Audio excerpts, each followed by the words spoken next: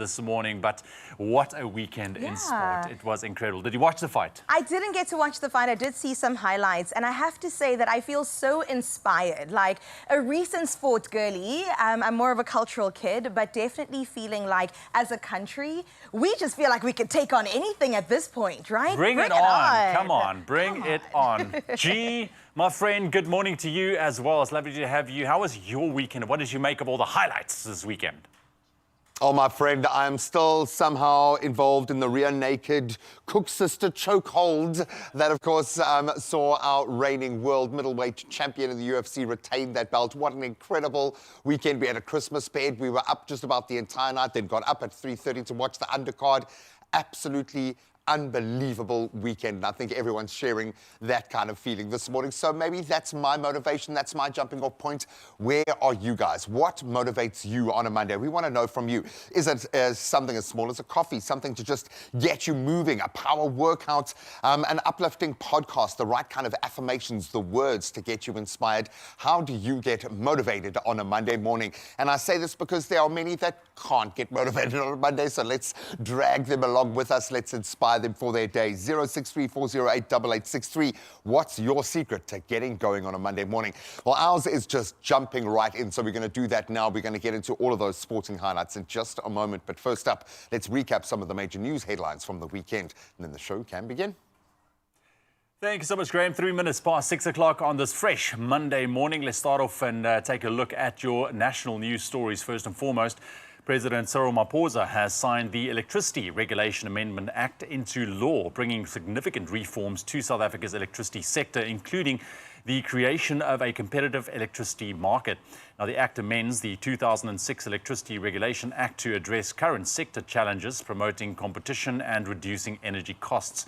It establishes an independent transmission system operator within 5 years, with the National Transmission Company of South Africa acting in the interim. Now, the Act also enables market operation licensing by the National Energy Regulator of South Africa, known as NERSA.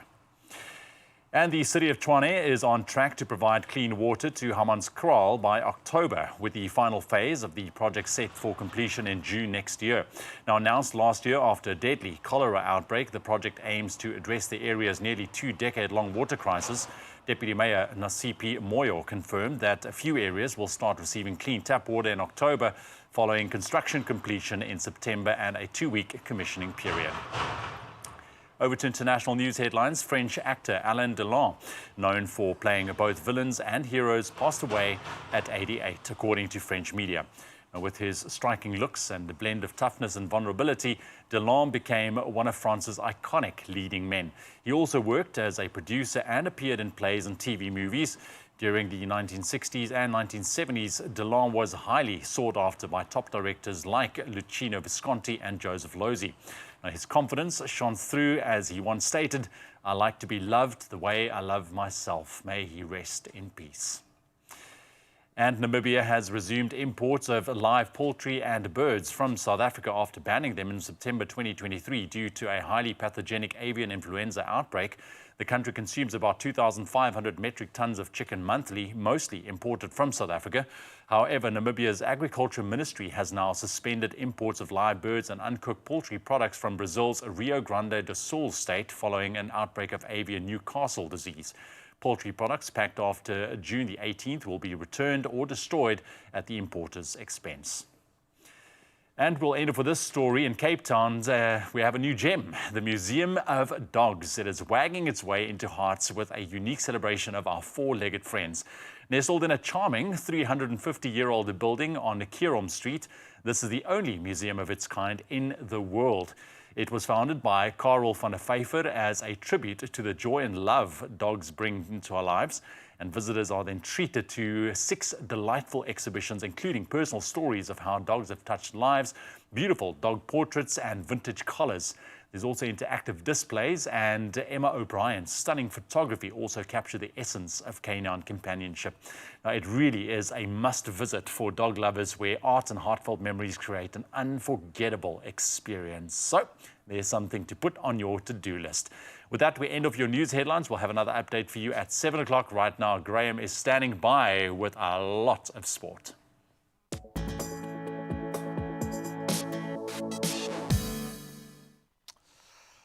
Well, perhaps you hadn't heard his name already. Dricus du Plessis is the man. He successfully defended his UFC middleweight title by submitting Israel Adesanya in the main cold. Forced the tap out at 3:38. An incredible achievement in front of some Springbok stalwarts as well. The boys still had a little gas left in the tank after their performance earlier in the day. So the Springboks, of course, secured a dominant 30-12 victory over the Wallabies at the Optus Stadium in Perth, maintaining their unbeaten run in the 2024 Rugby Championship.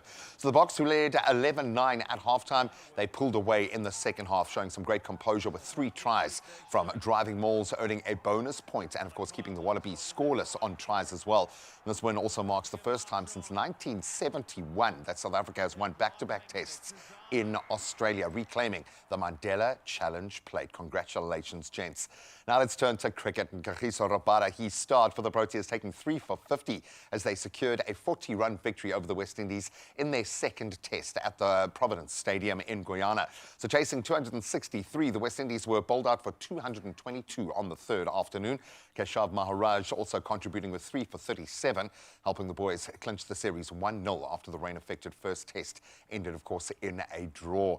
Now, of course, the footy is back in firm focus, and Man City got off to a perfect start. They began their Premier League title defence with a 2-0 win over Chelsea, thanks to goals from Erling Haaland and Mateo Kovacic. So Haaland marking his 100th appearance with his 91st goal. That's incredible. While Kovacic, he scored on his return to Stamford Bridge. Pep Guardiola's side, they made a strong start in their bid for a record 5th consecutive title. It's all heating up. We'll continue to chew on all of the sport, yes, over the next hour of the show, so stick around for that weigh-in on our social media. Keep that Monday motivation going, but right now, hopefully the weather is going to play its part.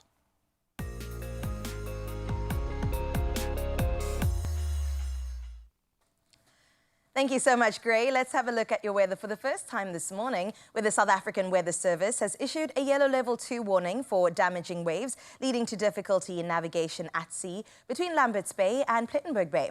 Now, the Weather Service has also issued a warning for extremely high fire danger conditions expected over the central parts of the Northern Cape. That's where we wrap up your weather for this hour, but I've got to remind you to share your morning views with us on 063-408-8863. We'll dip into that just after 7 o'clock. I can't wait to wake up with you, Mzansi, so remember to share that with us now if you can. For now, let's have a look at your temperatures and what you can expect for the rest of your Monday.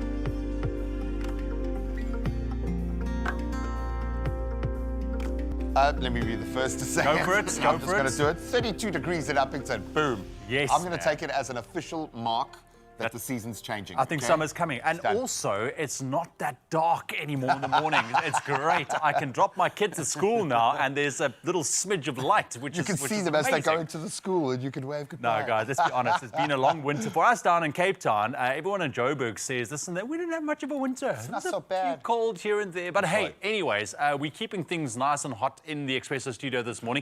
What we're going to be doing after the break, we're going to go behind the scenes of the sport of fencing, women's fencing at that, as I well, love it. being at Women's Month. I absolutely love it. I think one of the most nuanced and athletic sports out there, but I'd love to know how fast the brain and the hands work in combination. Well, we'll get to find out in just a moment. And then, of course, Carissa's going to have a little bit of fun, and you want to have a front row seat for this one. Yes, she will laugh so much, she will probably cry, I have a feeling, which seems to be every day, but stick around. We're going to have a whole lot of fun after this.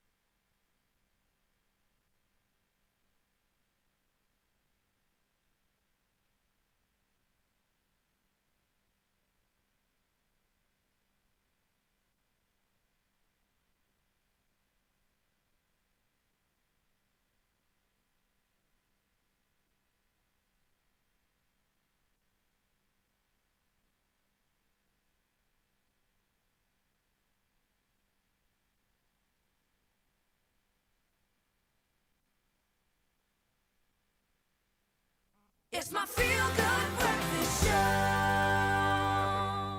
Good morning. Welcome back to your Feel Good Breakfast Show. Thank you so much for being here. It is still August. We're on the 19th in this Women's Month. We highlight women in sport in particular, and we connect with the Blue Fencing coach and some remarkable girls from Blues Fencing. Now, one of Africa's leading clubs is here on our couch, and I can't wait to talk exactly about what it takes to be champions. Absolutely. We're going to be exploring how these athletes are making their mark in a sport that demands precision, agility, and passion. And joining us this morning, Coach Alexandra Lancaster and fencers Gemma Bellini, Zoe Snyders, and Scarlett Swichelaar join us in studio. Ladies, thank you very much and welcome to the Expresso couch. Thank you. Lovely. I love it. The whole attire, the Right? medals, everything is here. It's goodness. fantastic. Gemma, I want to start with you. 13 years old and you already competed internationally. It's a young, from such a young age, you're carrying that flag. It's a lot to handle, isn't it? How does it feel stepping out on that platform and representing your country? Feels crazy. Like I never ever would have expected this to happen. Like it's been like a really long dream, and it takes a lot of like hard work. And I think that Blues prepares me very nicely for all the tournaments. How long have you been fencing? About 2-3 years. Wow. Really? So yeah. you really upped in the ranks quite quickly. So Yeah. there's a definite skill there for you. Maybe. What is it about fencing that you fell in love with? Just I think everything about the sport, like the people, everybody was just very kind and welcoming. Oh, that does help. I get Yeah. that. When you have an environment that supports you, it kind of creates the space for you to flourish. Yeah. And congratulations, guys. I mean, Zoe, if I can talk to you about the fact that you've been representing SA nationally and also locally, and I wonder what it takes to be at the level of competing that you do, right? When it comes to your consistency across so many different years that you've been doing this, what do you owe to your success in the space? I don't know. I can just say that I'm thankful for being here, actually. Yeah. Yeah, I'm lost of words. No, that's okay. But yeah, it took me very long to like get to this stage. Yeah. A lot of hard work. And even though like there was failures along the way, I did improve. I love that. Well, talk to me about the failures a little bit, because I think that it's so easy, younger or older, that when you get knocked down, you kind of want to give up. But yet you still showed up every single time. So what was that? Is it your family? Is it something within you that you believe in yourself? It's more of like, you know, when you have like the people around you that is always there to support you. They don't necessarily have to be family, or they can just be people outside of your life that support you through maybe text message or Instagram or whatever. That just necessarily like talk to you and like encourage you to do your best, even when you feel like you want to give up. But at the end of the day, it takes you as well stepping up to that plate and pushing through and, you know, persevering with what's in front of you, which I think you did spectacularly. So well done. You're here on the couch, and that's why we're talking to you. Scarlett, let's come to you very quickly. Achieved gold at the under-15 SA national champs and silver in under-17, if I'm correct. And this was your first competition. Yeah. So, I mean, you walked in there and you walked out with a bang, for sure. How was that experience for you? It was a really amazing experience. Yeah. I never thought I was going to achieve something like that because, you know, it's my first competition. I'm still quite newish to the sport. So, yeah, it was a really amazing experience and I learned a lot from it as well. But, yeah, it was really good. Absolutely. How was the nerves stepping in? I mean, this is your first Yeah. comp, and all of a sudden you're on this floor and you are performing. Yeah, I was really nervous. Yeah, I was super nervous. But it was really nice because my mom and, like, my new friends that I've made as well, they were really encouraging. So, like, even though I was super duper nervous, I like just breathed and remembered to have a positive mind. But yeah, it was good though. Yeah. I love Fantastic. that. Congratulations. Yes. Thank It you. reminds me of a quote actually that I always keep with myself, like be scared but do it anyway, Right. because this is what happens when you do. And I love that you've all spoken to community. And Coach, if I can touch on that as well, and also your experience of training the girls and also being a competitor yourself and being in the space. I mean, how do you handle those two roles and get to where you are now? Yeah, so it's difficult because especially on competition day, you're there in multiple capacities Right. and you have to be there for the younger age groups that you're coaching, and you have to be there to support them and as a peace coach, but then you also have to be there to fence as well.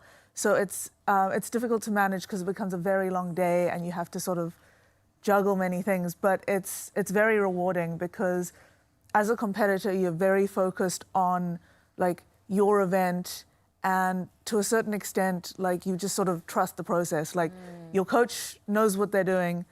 You just trust that they're teaching you what you need to know, and then you show up and you do your best. Yeah.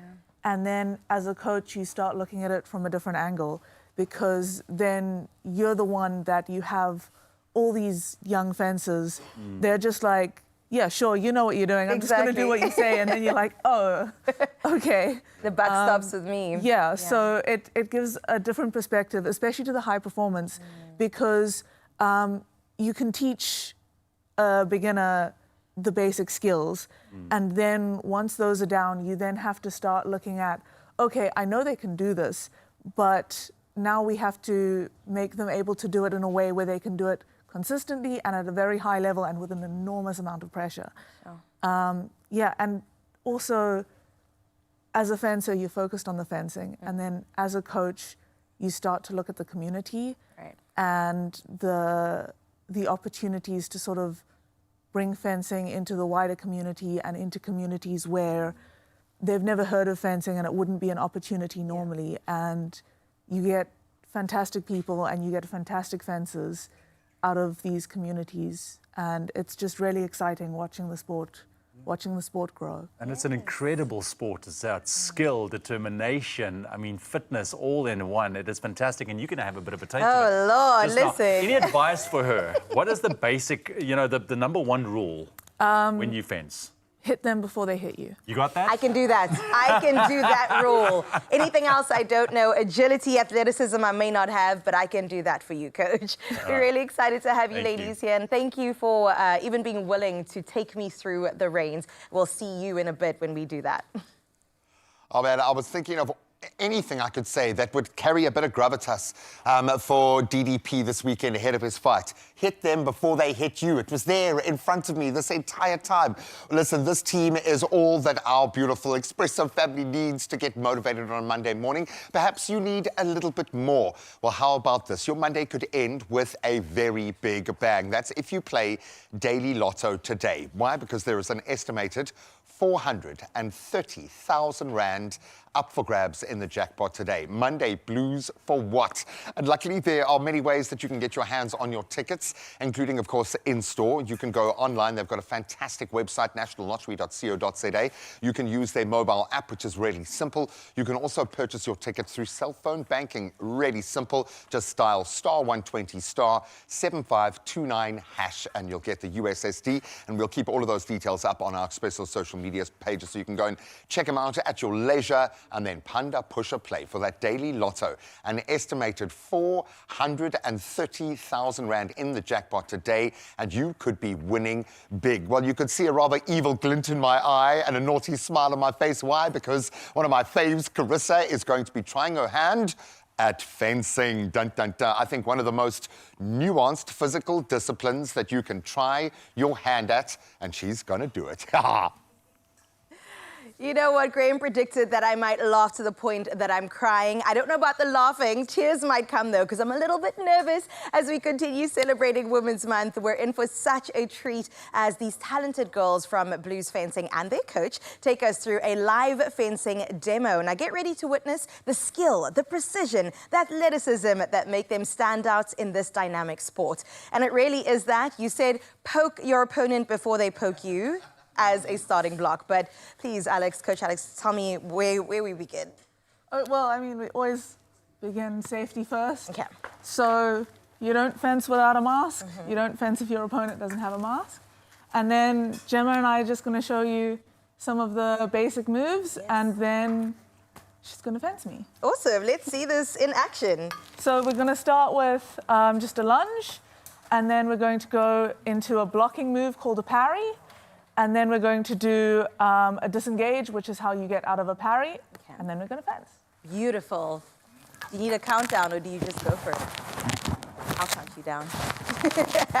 Once you're ready, 3, 2, 1, let's go. Ah. Ooh. Oh, my goodness. A parry, did you say? So the parry is if I attack. Yeah? She parries to take my blade, and then she can hit. Ah. If I take her blade like that, she can disengage into the head. Nice. So now if we want to fence. Okay, so we're fencing.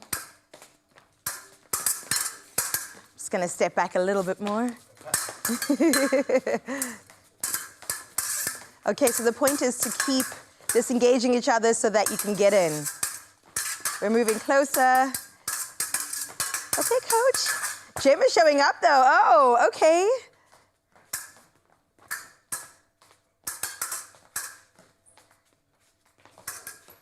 I can't wait for the breakdown of this because our points being run. Okay, okay. I see you, coach. Gemma, you got this, girl.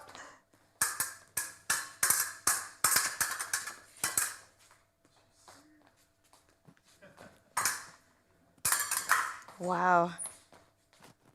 Okay, so coach, if I can pause here, how long do games even go on for? So there's 2 rounds. Yeah. Your first round is 3 minutes and 5 points. Wow.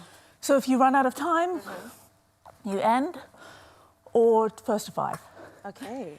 Then your second round is 9 minutes, and that's to 15 points.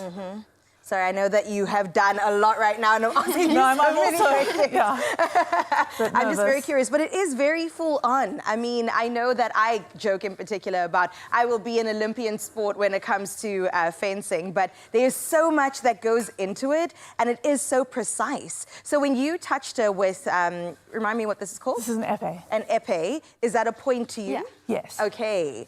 And you can get as many as you can in 3 minutes is the point in the first round. Up to 5. Up to 5 points. Second round? Up to 15. Up to 15 points. Okay. Can I hold the épée? Yes, of course. Okay. So So is this there a way? is, let me just put this one down. Yes, you can. This is called a pistol grip épée, Okay. and you hold it between these 2 fingers for control, and the rest wrap around. So like that. Oh. So you actually can't have long nails when you do this. Let me just tell you that one thing. Can you? Surprisingly, quite a lot of girls have long nails. They do? As long as it fits in your glove, it's all good. You're all good. Wow, I feel very regal with this right now. It's actually quite lightweight. I thought it would be more weighty on it, but Yeah. you can move with this. It feels heavier. Right, as you go. 9 minutes in, I'm So- sure you're like, oh, goodness. That's wonderful. And at the end of it is a button, like you Yes. mentioned. So it's all electronic. So there's wires that run down the blade, and then that will plug into a body wire that then plugs into a transmitter reel. And then when you hit someone, that closes and the circuit closes, and you get lights and noise, and then you know who scored. Oh my gosh, that's incredible. Yeah, I was just depending on my own like brain and memory and eyesight, but it is very, very precise. Love that. Thank you so much, Blues Fencing, for joining us, Coach. We appreciate what you do, and we can't wait to see you tap into more communities so we can take this even further. Women's Month, that's what we're doing. We're all about women in sports. Let's go. Now we need someone to serenade us then, just to round this experience off. And we're going to introduce you to an incredible young artist from Durbs, Darian Luke. He's going to give us a taste of why the world is so excited about this kid right now. And then we're back in the kitchen. Teresa is here to whip up scrambled pancakes 2 different ways. I have no idea what that even means, but it looks and smells delicious. We will find out after this.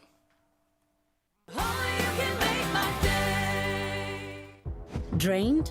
Dehydrated? You have lost more than just fluid. Recover faster. Add Rehydrate, SA's #1 oral electrolyte mixture.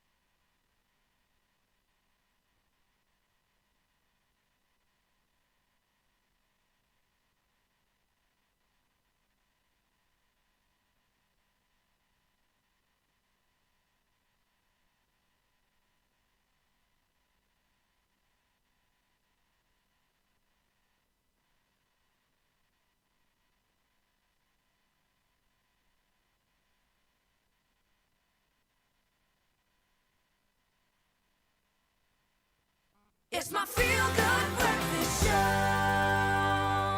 Welcome back to your Feel Good Breakfast Show. Thank you for hanging with us on your Monday morning, and we hope that we can keep you inspired and motivated as we make our way through. 30 minutes into the show, what else is there? Oh, I love it. Well, maybe we need some emotional context for the day ahead, and we rely on our musicians, these incredible artists we get to introduce you to every day to do exactly that. And right now, we're going to connect with someone all the way down in KZN by the name of Darian Luke. If you live in those parts, you've probably heard that name. He's going to be telling us all about what sounds like an incredible start to his musical journey, and then, of course, his brand new fire single, Expresso. Let's get into it.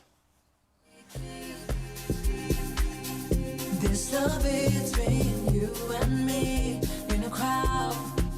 Your face is all I see. Oh, you got a hold on me. I get going, gonna pagati, pagati. I get going, gonna pagati, pagati. Hi, my name is Darian Luke. I am a singer, songwriter, actor, and dancer. Welcome to my beautiful city, Durban. I grew up in a very musical family. My dad, his dad, and his dad's dad played music, and I think it was within me to start singing from a very, very young age, listening to the greats like Whitney Houston, Mariah Carey, and all the artists that I grew up listening to. Lyrically, I look up to Adele, I look up to Taylor Swift because they write from personal perspectives. And locally, I have to mention Jay Something from Makasa. He has been a huge inspiration for me and my music. No more, no more. My journey hasn't been easy, but it's been a worthwhile journey. I started taking music more seriously in 2016, where I released my first single and got my first radio interview. I remember it like it was yesterday, because it was such a profound moment for me, because I'm an artist that wants to share their story. So whatever art form I can express myself and tell my story through is what I love doing. And my family and my friends have been so supportive in my journey. And without them, I wouldn't be here today. People should listen to my music because my music is straight from the heart, and I write about situations that I've been through, and the likelihood of somebody else going through that is also quite high.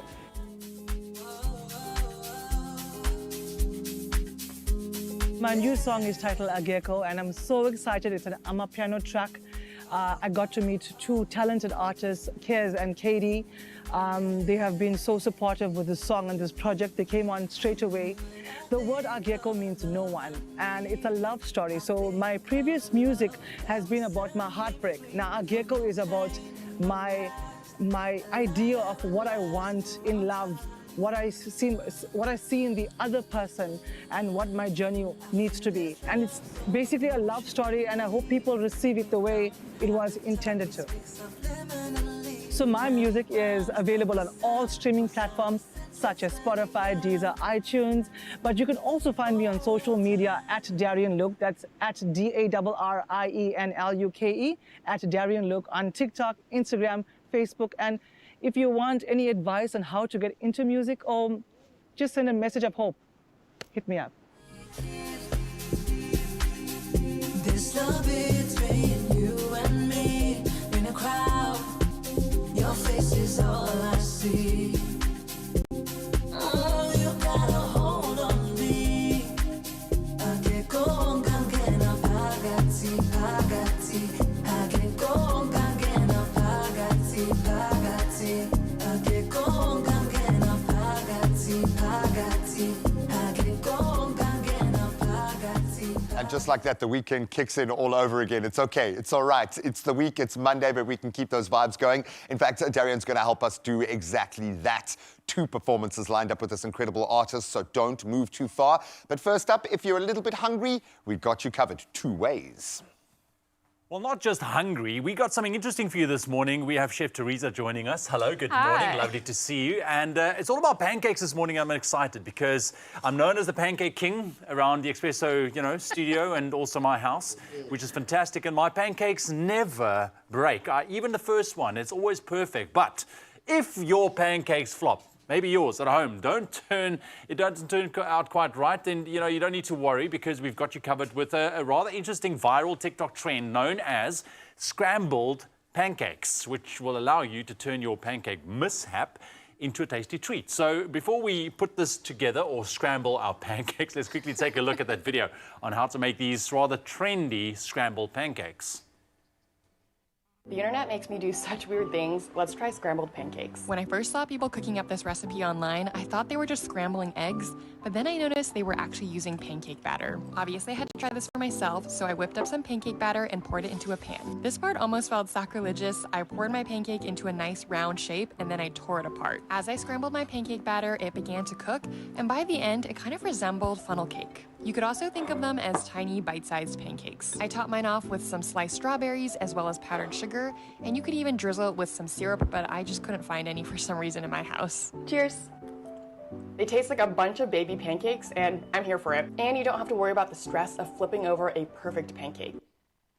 So, some will say that you take the easy way out of scrambling your pancakes, Teresa. What do you make of that? I don't know if you remember that trend, I think it was last year with the pancake cereal that everyone with loads and loads of time was making, all the little drops. This is at least a quicker, easier version. Okay, so basically it entails scrambling your pancake batter. Yeah, I mean, I'm a purist when it comes to pancakes. Same. I'm interested to give this a try. Let's do it. Should we Okay, I'm going to see get how us it some goes? butter quickly. Okay. Because I see that in the video we did use a little bit of butter. Yes, we've got to grease those pans. Okay. And then, of course, we've got two different options for our toppings. So you're going to be on the sweet side. Okay, good. I'm going to do savory. So let's see how this goes. Let's see how this goes. So I'm just going to put a little bit in here. Yeah. So when You you also grease need a that, little bit. thank you. There we go. So we Let that melt. let that melt down a little bit. Yes. And then yeah, you are welcome to let us know what you think of this whole scrambled pancake idea. I'm sure it's going to taste good. We'll just have to see how it looks. At the end of the day, it's still the batter that we love. Yes, and you can use any pancake batter, flapjack batter, make it yourself. Yeah, exactly. Buy one of those packs, whatever you prefer. Okay. Okay, that butter's looking good. So basically, we got our pancake batter here, and So we're going to pour it in. okay, I there we think go. let's let it set maybe for Just half a second, a minute or so, just to start cooking. Because normally with Up a pancakes, I bit. don't know how you, but the pan needs to be hot. Yeah, not too hot because you want it to cook through, but yes, Yeah. you're right. But I mean, there we go. So basically, this is doing the same thing with the pancake batter as you would with the scrambled egg. Yes, I think bring it in from the outside. Okay. Yeah. You just want to make sure it's cooked through, I guess. That's the most Look, important thing. I guess it's just a little bit different, than your normal pancake. So How's yours looking? Oh, there we yeah, go. it's getting there. So cooking. we want to break it up a little bit. We want to turn it because obviously there we have it. So if you just tuned in, viral TikTok kind of trend going on right now. It's called scrambled pancakes. And that is entailing using your pancake batter and scrambling them. There we go. Well, like the you do aromas eggs. are pretty good. I mean, it's Look, I Smelling won't lie. like a If I walk pancake? past with eyes closed, I'm still going to think pancake. So we it just is look what like it we've is. done we flopped our pancakes here. There we go. So, but I mean, Okay, it's cooking. yeah, for a purist, it's okay. Let's wait till we taste it. All right, that's a good idea. Yeah, because I think it's also just a different way of presenting your pancake. Once the toppings are on, I think it's going to give it a whole new look. It'll look Yeah. much better. And with toppings, you can obviously use whatever you like. I mean, you've got berries there. You could use nuts, peanut butter. Look, I'm even chocolate flipping my spread. pancake. Oh, look at you. Look at that. Mine will probably end up over there, so I'm not even going to go there. I've got some savory toppings here. So I've got cheese, chives. You could add bacon. Okay. Yeah, I've got some blueberries, strawberries, and so a little bit of icing sugar there. That a little icing bit of sugar is honey. going to make it look very pretty. Yes. So look, I know when it's done when I do make a normal pancake when you can see it. So Yeah. now I'm guessing. I think we're almost there. Oh, yours is starting to go golden. I think that's Yes. a good sign. Is that a good sign? Still Are trying you to get making there. very fine? Yeah. Okay, well I think I'm There we gonna go. get this out Should we into get my it onto the plate? because I think that looks good. All right. All right. So It now does look like scrambled eggs. we got to work on the presentation here. That's it. Let's just turn this Okay, off. There we go. All right. So I want to try and spread this out evenly. And then I'm going to load it up with a little bit of blueberries, Sweet stuff. some color. That's going to look very pretty. I'm just piling on the cheese here. More cheese, I'm the going to just do better. a little bit of strawberry here. There we go. Okay, Oh, okay. very pretty. Yeah, you know. What do you... Yours So look like a... I think the cheese needs to melt a little bit. Maybe, I don't know. Some bacon bits I think would be perfect. We'll just make this. Absolutely. But it does look like scrambled eggs. Yeah. with cheese. All right, well, I think we got to get Carissa in here. Okay, she's going to taste. Carissa, get in here. I am present. Good morning. Wow, this is interesting. That looks Ewan's really beautiful. taking it to the top with the icing And, sugar. Oh, there's more? Yeah, well, hang on. A little bit of honey as well. Oh, See, that's that looks lovely. Okay, you have the savory version. I have the savory. We've got 2 types of cheeses. We've got some chopped chives. Nice. Not the prettiest, but I think it's going to taste really I mean, good. anything with cheese is fantastic. Okay, let's Okay. get into the savory one Sure, first that and took, end with something Hey. sweet. A lot of There we concentration. go. The silence from this side of the room was deafening. I mean, that's Insta-worthy. Come on. It is. I mean, well done, looks Ewan. really, Thank you. really good. I almost don't want to give it to you to taste. I'm going to ruin it. Because you are going to ruin it. Okay, so that's the savory version. Interesting. I've never been a real savory type of guy when it comes to pancakes. For me, a pancake is, even though I do have it for dinner, sometimes it's always sweet. Admittedly. Thank you.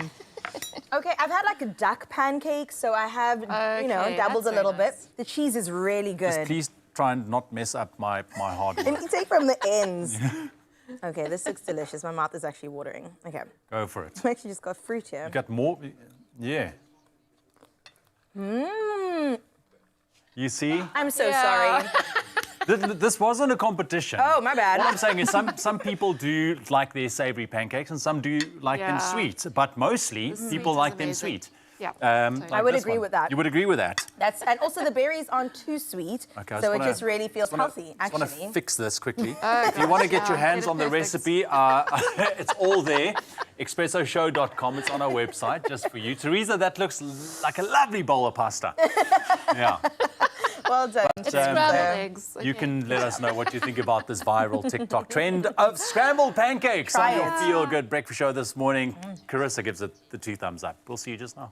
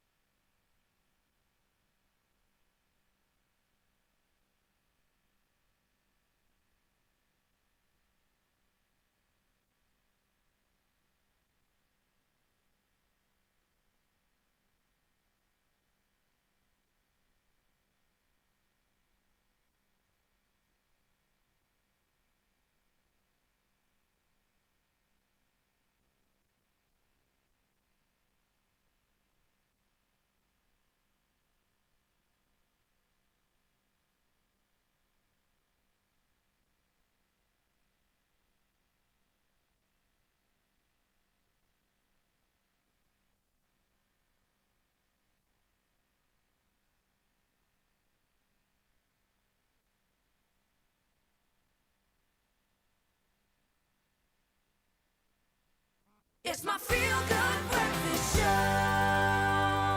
Welcome back, and as keen as I've been to plug it to you guys, of course, after the weekend, I've been looking forward to connecting with the gents sat on the couch right now. Why? Because there is so much sport to talk about amid very challenging weather and tricky conditions, to say the least. The Springboks powered to a 30-12 win over the Wallabies, clinching consecutive victories in Australia for the first time since 1971. And despite uncontested scrums, which everyone's talking about, and missed opportunities, and there were a few, their dominance in the maul and some strong defence secured a crucial win in the Rugby Championship. And Lorenzo Durries is, I think, also struggling to kind of contain himself after this weekend. So to DDP, and we're going to chat about Drinkers a little bit later. We have to, but because the Wallabies kind of encounter with the Springboks was very much tied into the same magical water that we're drinking at the moment. This was always going to be a challenge. Throw in the weather conditions that we saw. I'm left thinking, how did we actually pull that off? Some of the most finessed players in the world were dropping the ball because it was just so tricky. How did we get this one right, do you think? What was the factor? Firstly, just looking at the lineouts, it was atrocious. And I was screaming at the TV, and I was like, but forgetting that it's rainy weather and that missed chance with Sasha as well. The conditions were not in our favor. It's a struggle. We haven't played in rain for quite a bit. So, but our boys came together. Composure. The composure was there. Composure was there. And I think also the nice thing is the mix of youth and the mix of experience. When the one is struggling, the other one says, calm down. Let us take control of it. And that was the nice thing. You had the likes of Lukhanyo on the field as well. Lots of And then you had Thomas Toy. So it was nice to have that mix. I'm so glad you explained it like that, because very often we're looking at newish squads, and there were a lot of young players kind of getting their opportunity here, and we think it's about the players or the individuals. Sometimes you've got to test the structure with the new players.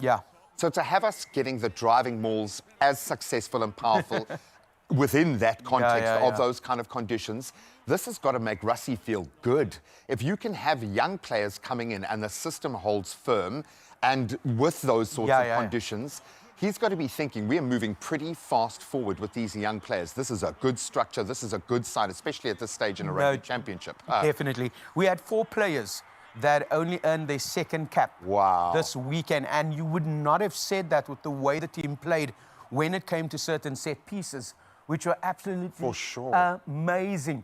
And then, you know, the other guys just coming through, Apelile Fasi, you know, Makazolo Mapimpi, reading the game. That just shows his rugby IQ. For sure. To see getting that ball through, to get it out on the outside so that Fasi could get through on it that quickly. His brain would have had to invert the maths, because normally he's the guy connecting to that ball. And that's the nice thing. They're not playing for themselves, and that's what I love about the Springbok core group, is the fact that they're playing for each other. And Rassie has found something. He's got this calculation. There's the Springbok maths that is mathing at the moment. For sure, there's an algorithm. For sure. And it's holding firm, which has got to make them really, really excited about the remainder of this campaign, because it gets real very quickly when we face the All Blacks, who are, I would say, bounced back. I'm not even going to say there was anything. They looked dominant. But we need that edge. In the Rugby Championship, you let go for a second and it'll race away from you. Just how important is this 2-win dominance of Australia to start our campaign? Look, we need to look at the fact that Australia is in a rebuilding phase at the moment with Joe Smith. So as much as we are taking away from it, we also need to sit one side and be like, the All Blacks are different. They're a team that has structure. They're a team that has rich history. They know what they're doing. And then you've got someone like Scott Robertson that's won, 7 Super Rugby titles? He only lost once. He's only lost one so far. So the thing is, it's going to be a different ball game with the altitude and then coming to Cape Town. Let's hope that it's a Springbok match in Cape Town. We saw what happened in Perth.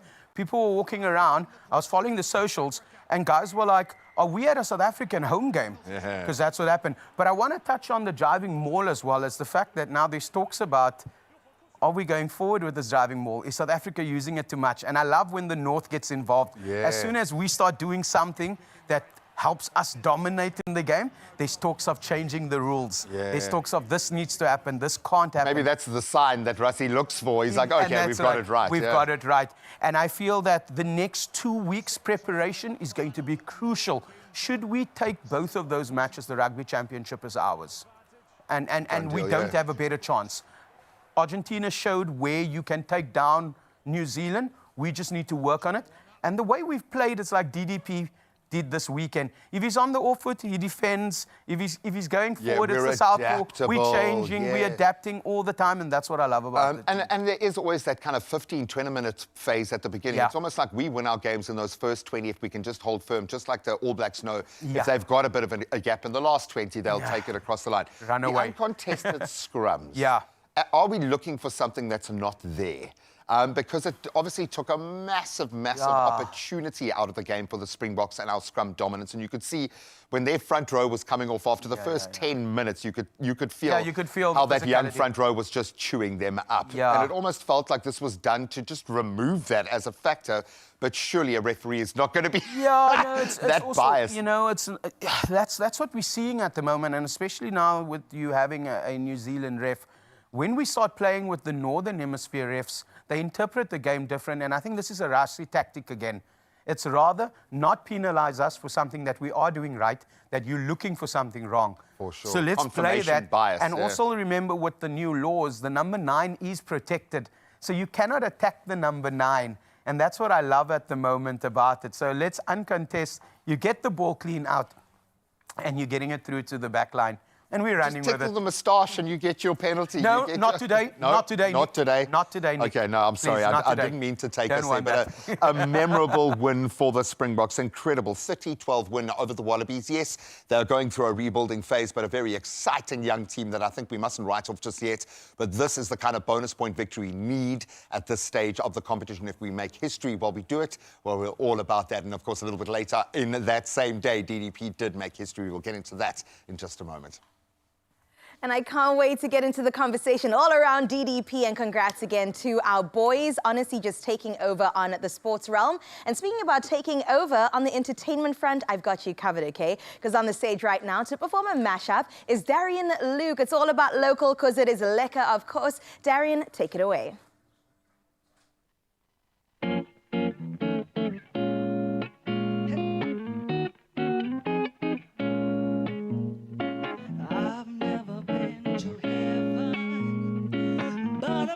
Sure that's where you came from. Oh, your angelic face,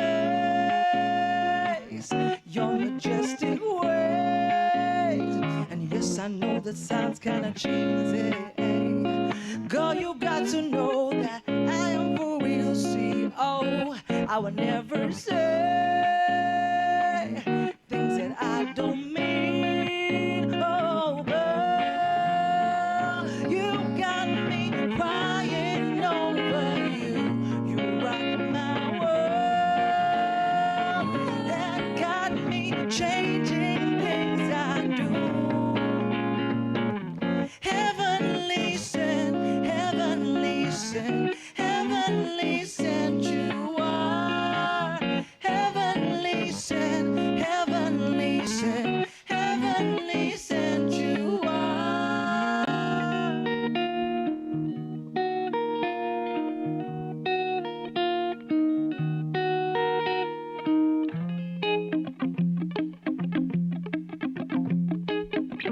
Make me sweat, make me harder, make me lose my breath. Make me sweat, make me harder, make me lose my breath. Make me water, make me sweat, make me harder, make me lose my breath. Make me water.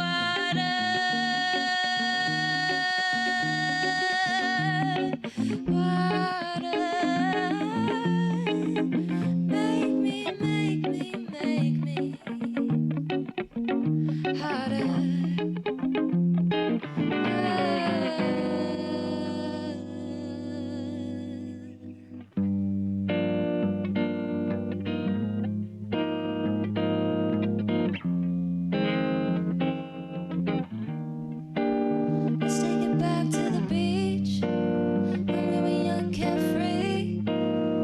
This is how it should be. Most of the city don't feel me. Let's take it back to the beach when it was just you and me. Baby, you're all that I need. So the city don't feel good no more. There's It's too much push and go. Always in the fast lane, always the fast lane. Said the city don't feel good no more. I need it nice and slow. Rolling with my babe, rolling in my way. Said the city don't feel. Let's take it back to the beach. When we were young and carefree. This is how it should be. Said the city don't feel me. Let's take it back to the beach. When it was just you and me. Baby, you're all that I need. Said the city don't feel me. I said the city don't feel me. Oh,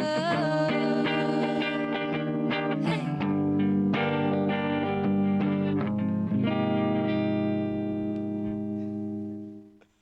Nicely done. Nicely done, Wow. Darian Luke. What a performance, I eh? like that. Can we just do that? We're just going to pop around the country and love it. discover I'm new here for artists it. wherever we go. I really Beautiful. like that. And he's going to be back again for another performance called Akeko, so an original. And I just can't wait to see many people take this on. I'm a piano to the world, baby. Yeah, I was going to say the dance is strong for the TikTok. This one is going to absolutely rock. We love that. Now, of course, all social media streets dominated by one name, Dricus du Plessis. He retained his middleweight title against one of the best fighters in the world, let's be honest, Israel Adesanya. And he dominated. Absolutely amazing performance. Cannot wait to get Lorenzo's take. Wow. And you know, he'll come back to our studio when he comes back, and it's going to be amazing. Yeah. guys. Friend, I Come cannot on. wait for that. I need a selfie. Come on. We'll see you just now.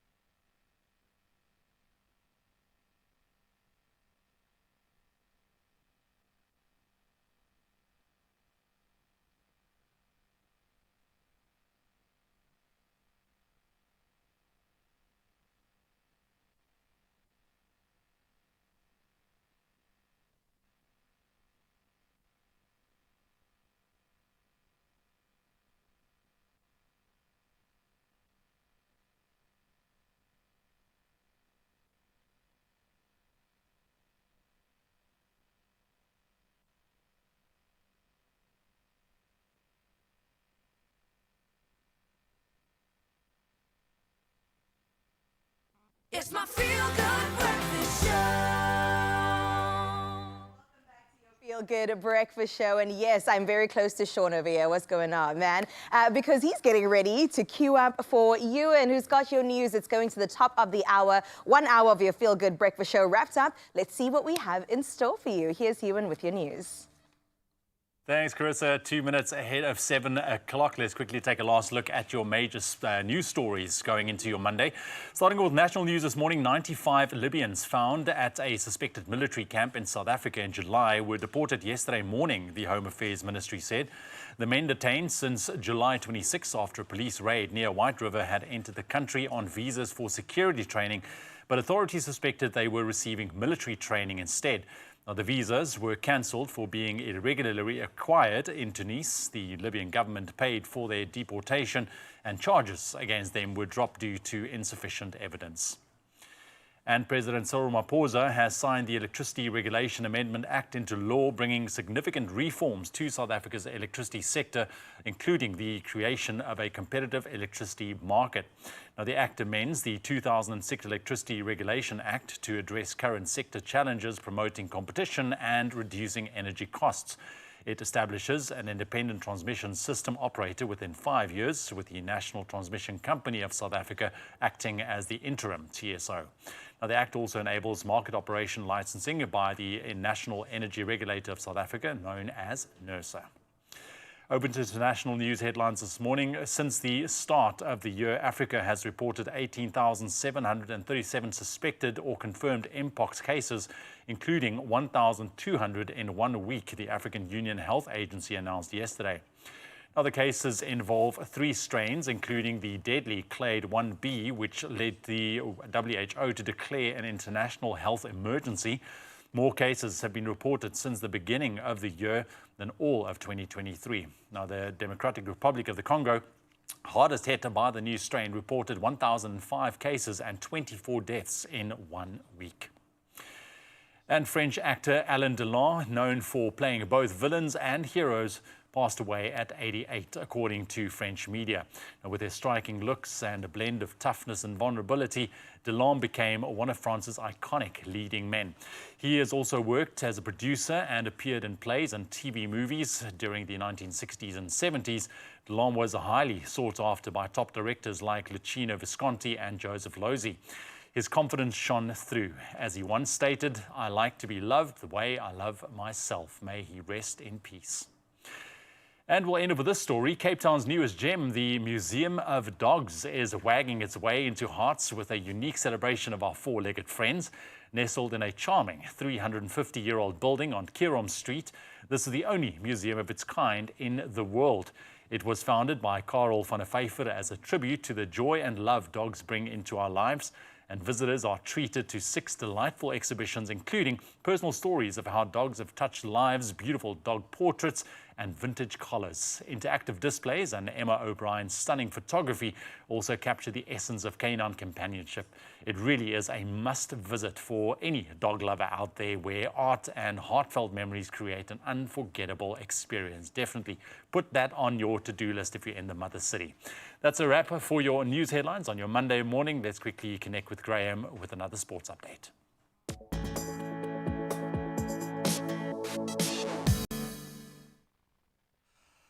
Thank you, Ewan. I suppose I have to say it. Every dog gets his day, and Dricus du Plessis has got his again. He successfully defended his UFC middleweight title by submitting Israel, securing a rear naked chokehold to force the tap out at 3 minutes and 38. An incredible performance. And I think he was very much buoyed by the Springboks. They secured a dominant 30-12 victory over the Wallabies at the Optus Stadium in Perth, as well maintaining their unbeaten run in the 2024 Rugby Championship campaign. So the Boks, who led 11-9 at halftime, pulled away in the second half with 3 tries, all from driving mauls, in fact, earning a bonus point win and keeping the Wallabies scoreless on the try front. So this win also marks, incredibly, the first time since 1971 that South Africa has won back-to-back tests in Australia, reclaiming the Mandela Challenge plate as well.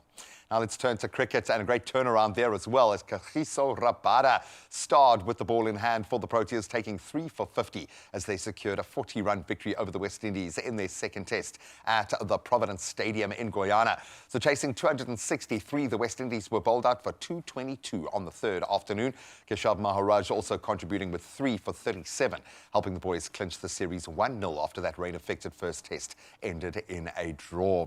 Now, footy back in firm focus this weekend, and I suppose it stands to reason that they start like they ended last season. Man City began their Premier League title defence with a 2-0 win over Chelsea yesterday, thanks to goals from Erling Haaland and Mateo Kovacic. So Haaland marking his 100th appearance for the club with his 91st goal, while Kovacic scored on his return to Stamford Bridge.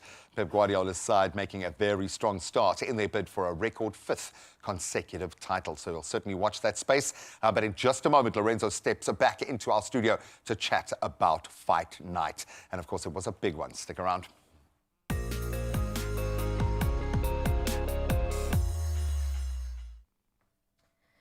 And that wraps up your sports. So that means we're heading into your traffic. Let's have a look at your roads for the first time this morning. Out in Potchefstroom in the northwest, there is a blocked road due to protest action taking place in Ikageng. Please do make sure of an alternative route and drive carefully.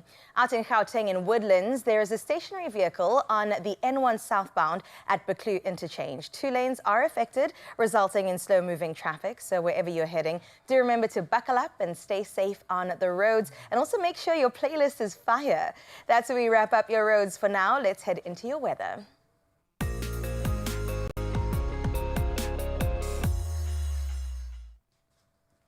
The South African Weather Service has issued a yellow level 2 warning for damaging waves, leading to difficulty in navigation at sea between Lambert's Bay and Plettenberg Bay. Now, the Weather Service has also issued warnings for extremely high fire danger conditions expected over the central parts of the Northern Cape.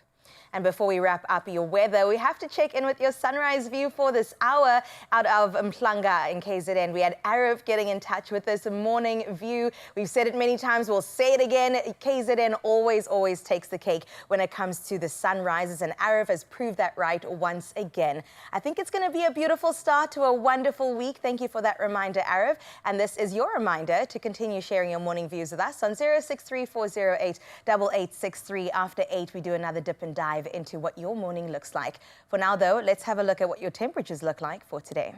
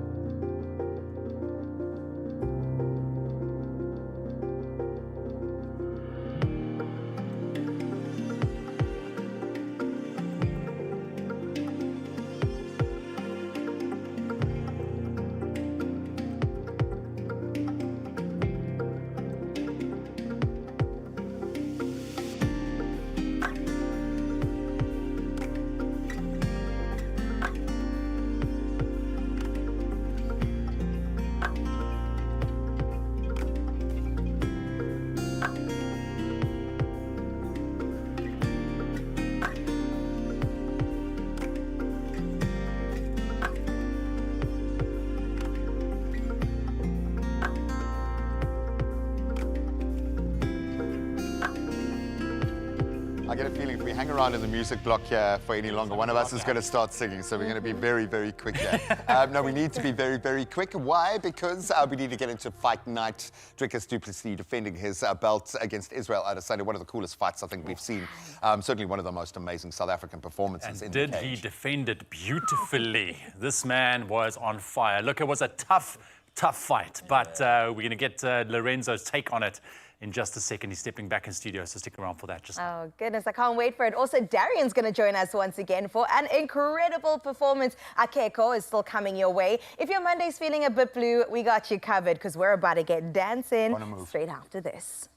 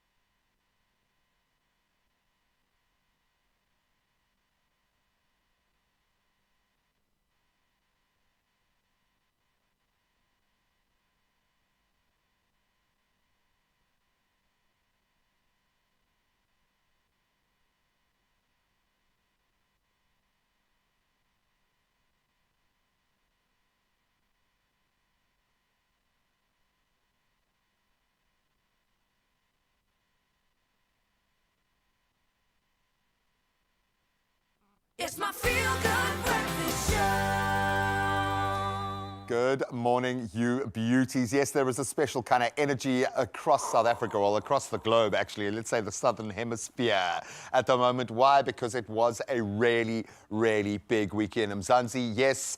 Hulle weet, wat ons weet, no. I don't even know if I said that right, but I have no doubt. Because, yes, he did it. And I think so many people, myself included, were so nervous that our own Drickus Stillknox du Plessis would finally meet his match in the form of Israel Adesanya in their UFC showdown this weekend.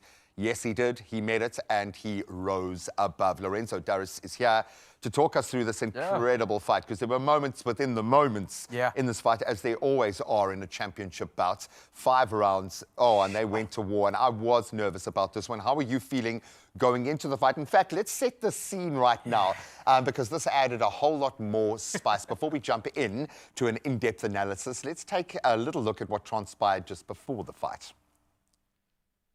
Drickus du Plessis, you beaut. That gives me goosebumps all over again, man. What do you reckon? Urban's still the most dangerous man in that room, hey? Yeah, no, definitely. And Drickus is still number 6 or number 7 in Brakpan. Yeah. Now.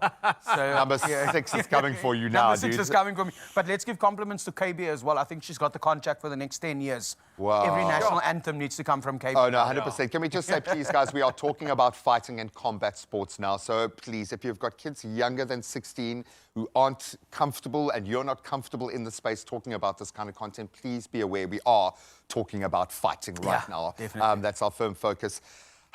Buddy, it kind of felt like this was going to be, or could be potentially, the moment where he got found out. Highest fight IQ in the game, and I'm talking about Israel now. Yes. When it comes to the stand-up, they did their homework, and it worked beautifully. Yeah, no, we did our homework, definitely. And, you know, Drickus and his camp, absolutely amazing. Israel hasn't fought for over a year, guys. So he had a lot riding on this particular a lot of time to prepare. Lots of time to prepare as well. And the thing is, he felt comfortable. He looked like he came out with so much aggression. But DDP just knew how to control him at the end of the day, and that's what I love. As soon as he changed his fighting style, DDP knew how to adjust to it, and you know, back and forth. And the difference is the fact that DDP is always ahead. Yeah. He's always on the front foot. Yeah. He was actually on the back foot with this fight, and it was strange for me to see that. Because here we're dealing with Izzy, who's a notorious striker. I mean, this man has got a counter-striker as well. Counter-striker. Yes. I mean, he can go in there.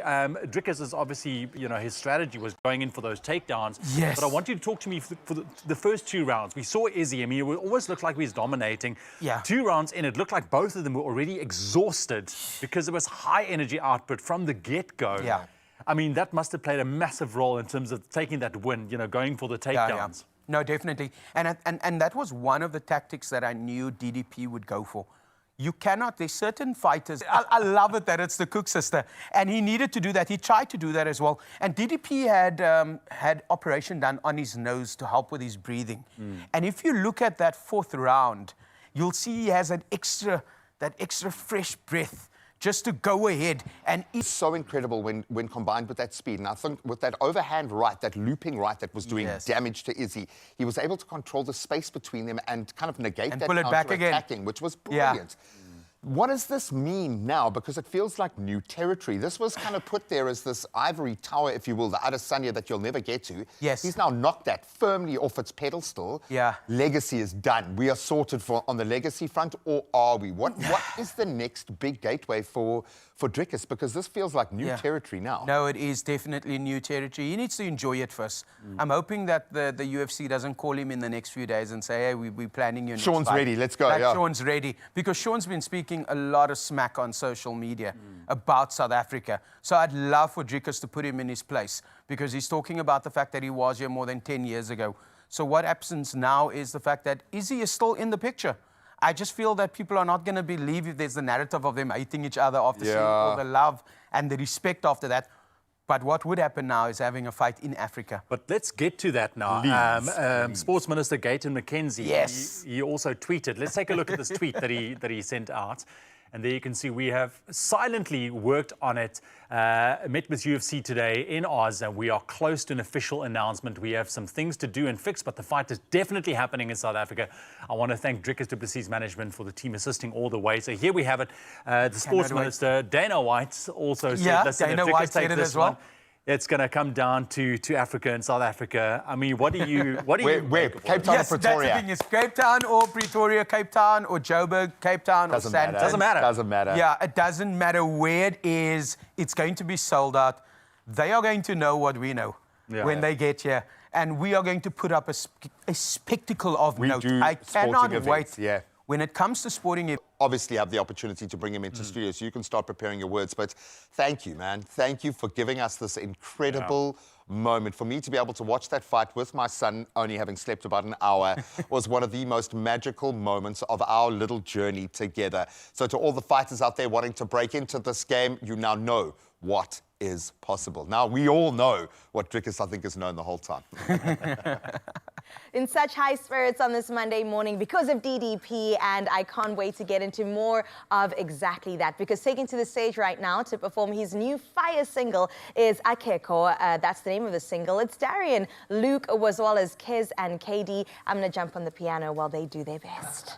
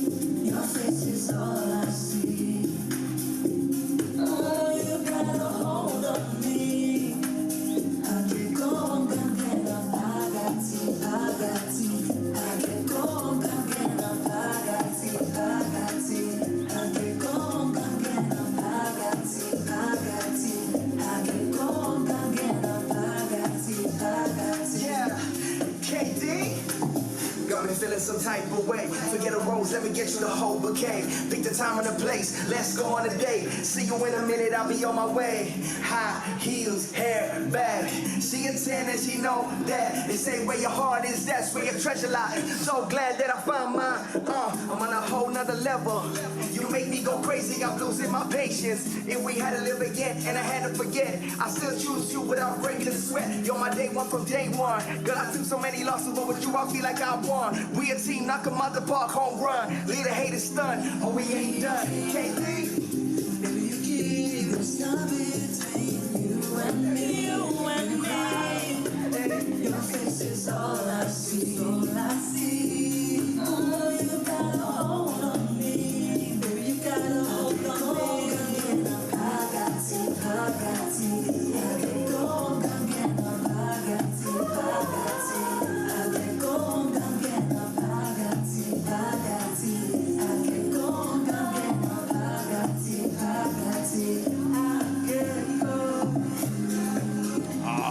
and some fresh tunes on your Feel Good Breakfast Show this morning, courtesy of Darian Luke this morning. Hope you enjoyed that one. We are going to take the quickest of breaks. When we come back, we're going to help you build confidence with a 3-step oral routine. Very, very important. And then we are also going to be jumping back into the kitchen with the lovely Teresa with a dish that I hope I pronounced correctly, Maella latte. Did I say it right? Close enough, close enough. Close enough? Yeah, It's maybe basically with more of an Italian milk-braised pork. Yes, that's Right? exactly right. Maiale latte. There we go. Did I get it now? You Okay, got so it. stick around for that recipe because it looks fascinating and interesting, and especially if Teresa's here, she always puts a little bit of a twist and spin on it. So stick around for that after the break.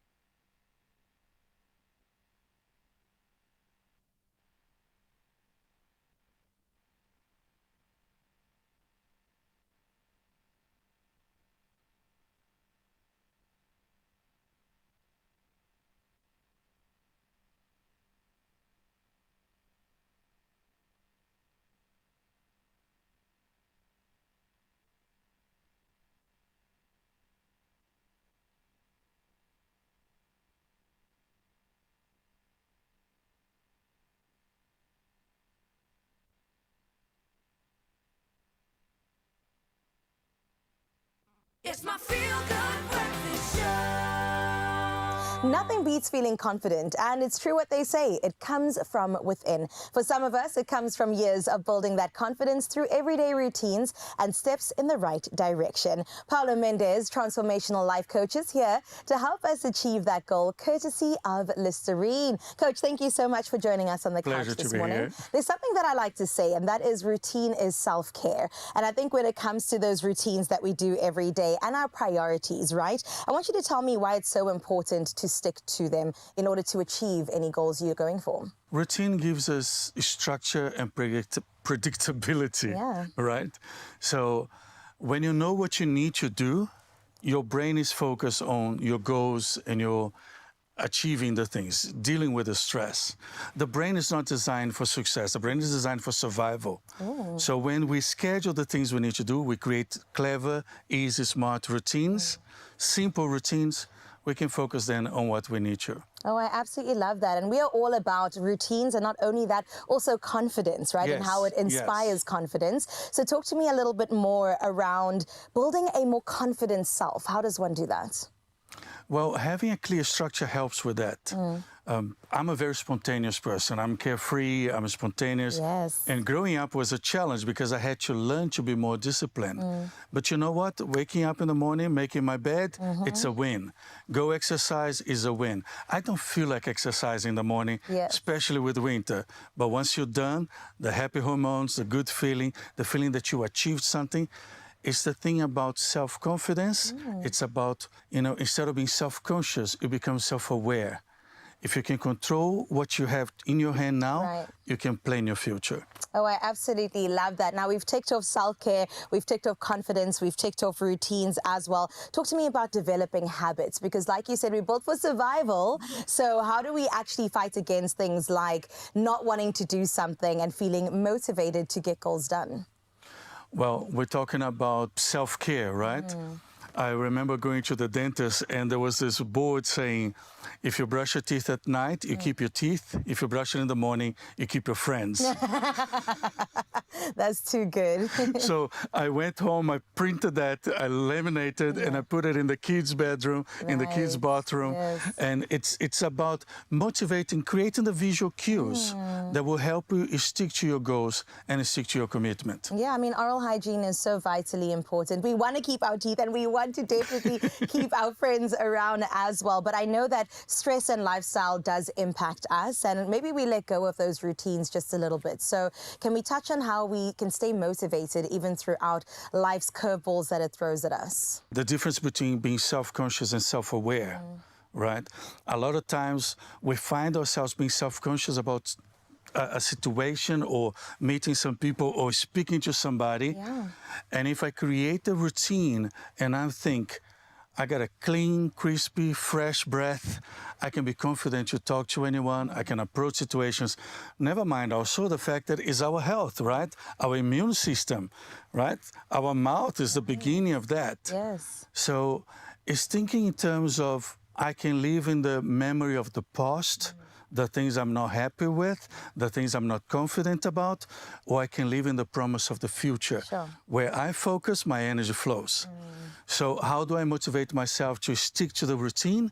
Thinking about the goals, think about what you want to achieve, and then work towards that. Little steps every day. Success and failure is not an event. It's little things we do every day or little things we neglect to do every day. So mouthwash, I can walk out of the house confident, with a crispy smile and a crispy breath, and I can face the world. I love that. I think sometimes we wonder if we're doing enough.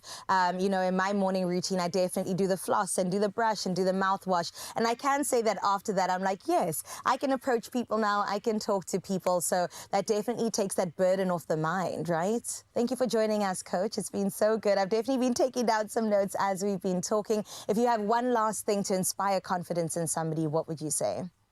Don't worry whether you are very disciplined or not. Some people are just naturally more disciplined. Think in terms of routines help you manage things better. The things that you have to do, schedule them. Wake up in the morning, brush your teeth, wake up in the morning, do your mouthwash. You know, you get those things out of the way, you can use your energy on the things you want to. Exactly. If you get your structure in place, you can focus on your goals and your dreams and be confident and happy about your life. Oh, I absolutely love that. They don't call him a transformational coach for nothing. Thank you so much, Mr. Mendes, for being here today. Gaining valuable insights and guidance is the type of support that you need on your oral healthcare journey, all right? And thanks to Listerine, you're definitely all clued up. Now let's put something in the mouth so we can brush our teeth in just a moment, because we need some comfort food. And if you're craving something rich and comforting, today is your day. This dish is just what you didn't know you needed yet. We are making a maial al latte. I have no idea how that sounded. It's a succulent Italian pork braised in a little bit of milk. It's tender, it's juicy, and packed with flavor, obviously. And the best part, we are using Clover's Nola lactose-free milk, so that everybody at the table can actually enjoy it without any worries. And Teresa is here to show us how it's done. You're doing a lot of braising, girl. The braising is amazing, because we're working with a piece of a cut that normally would look slightly different. Yes? Explain yourself. So this is a pork loin. You can cook it whole, but we've sliced this one up just to make it a little bit quicker.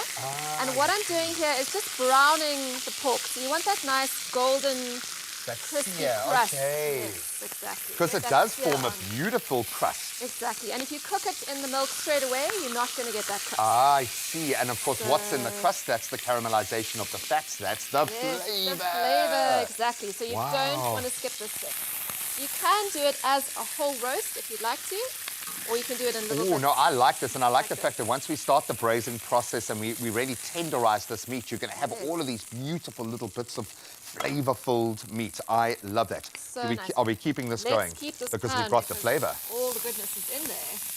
So now we're going to saute our aromatics. So we've got some onion here. You just want to soften that. It's such a simple recipe, honestly.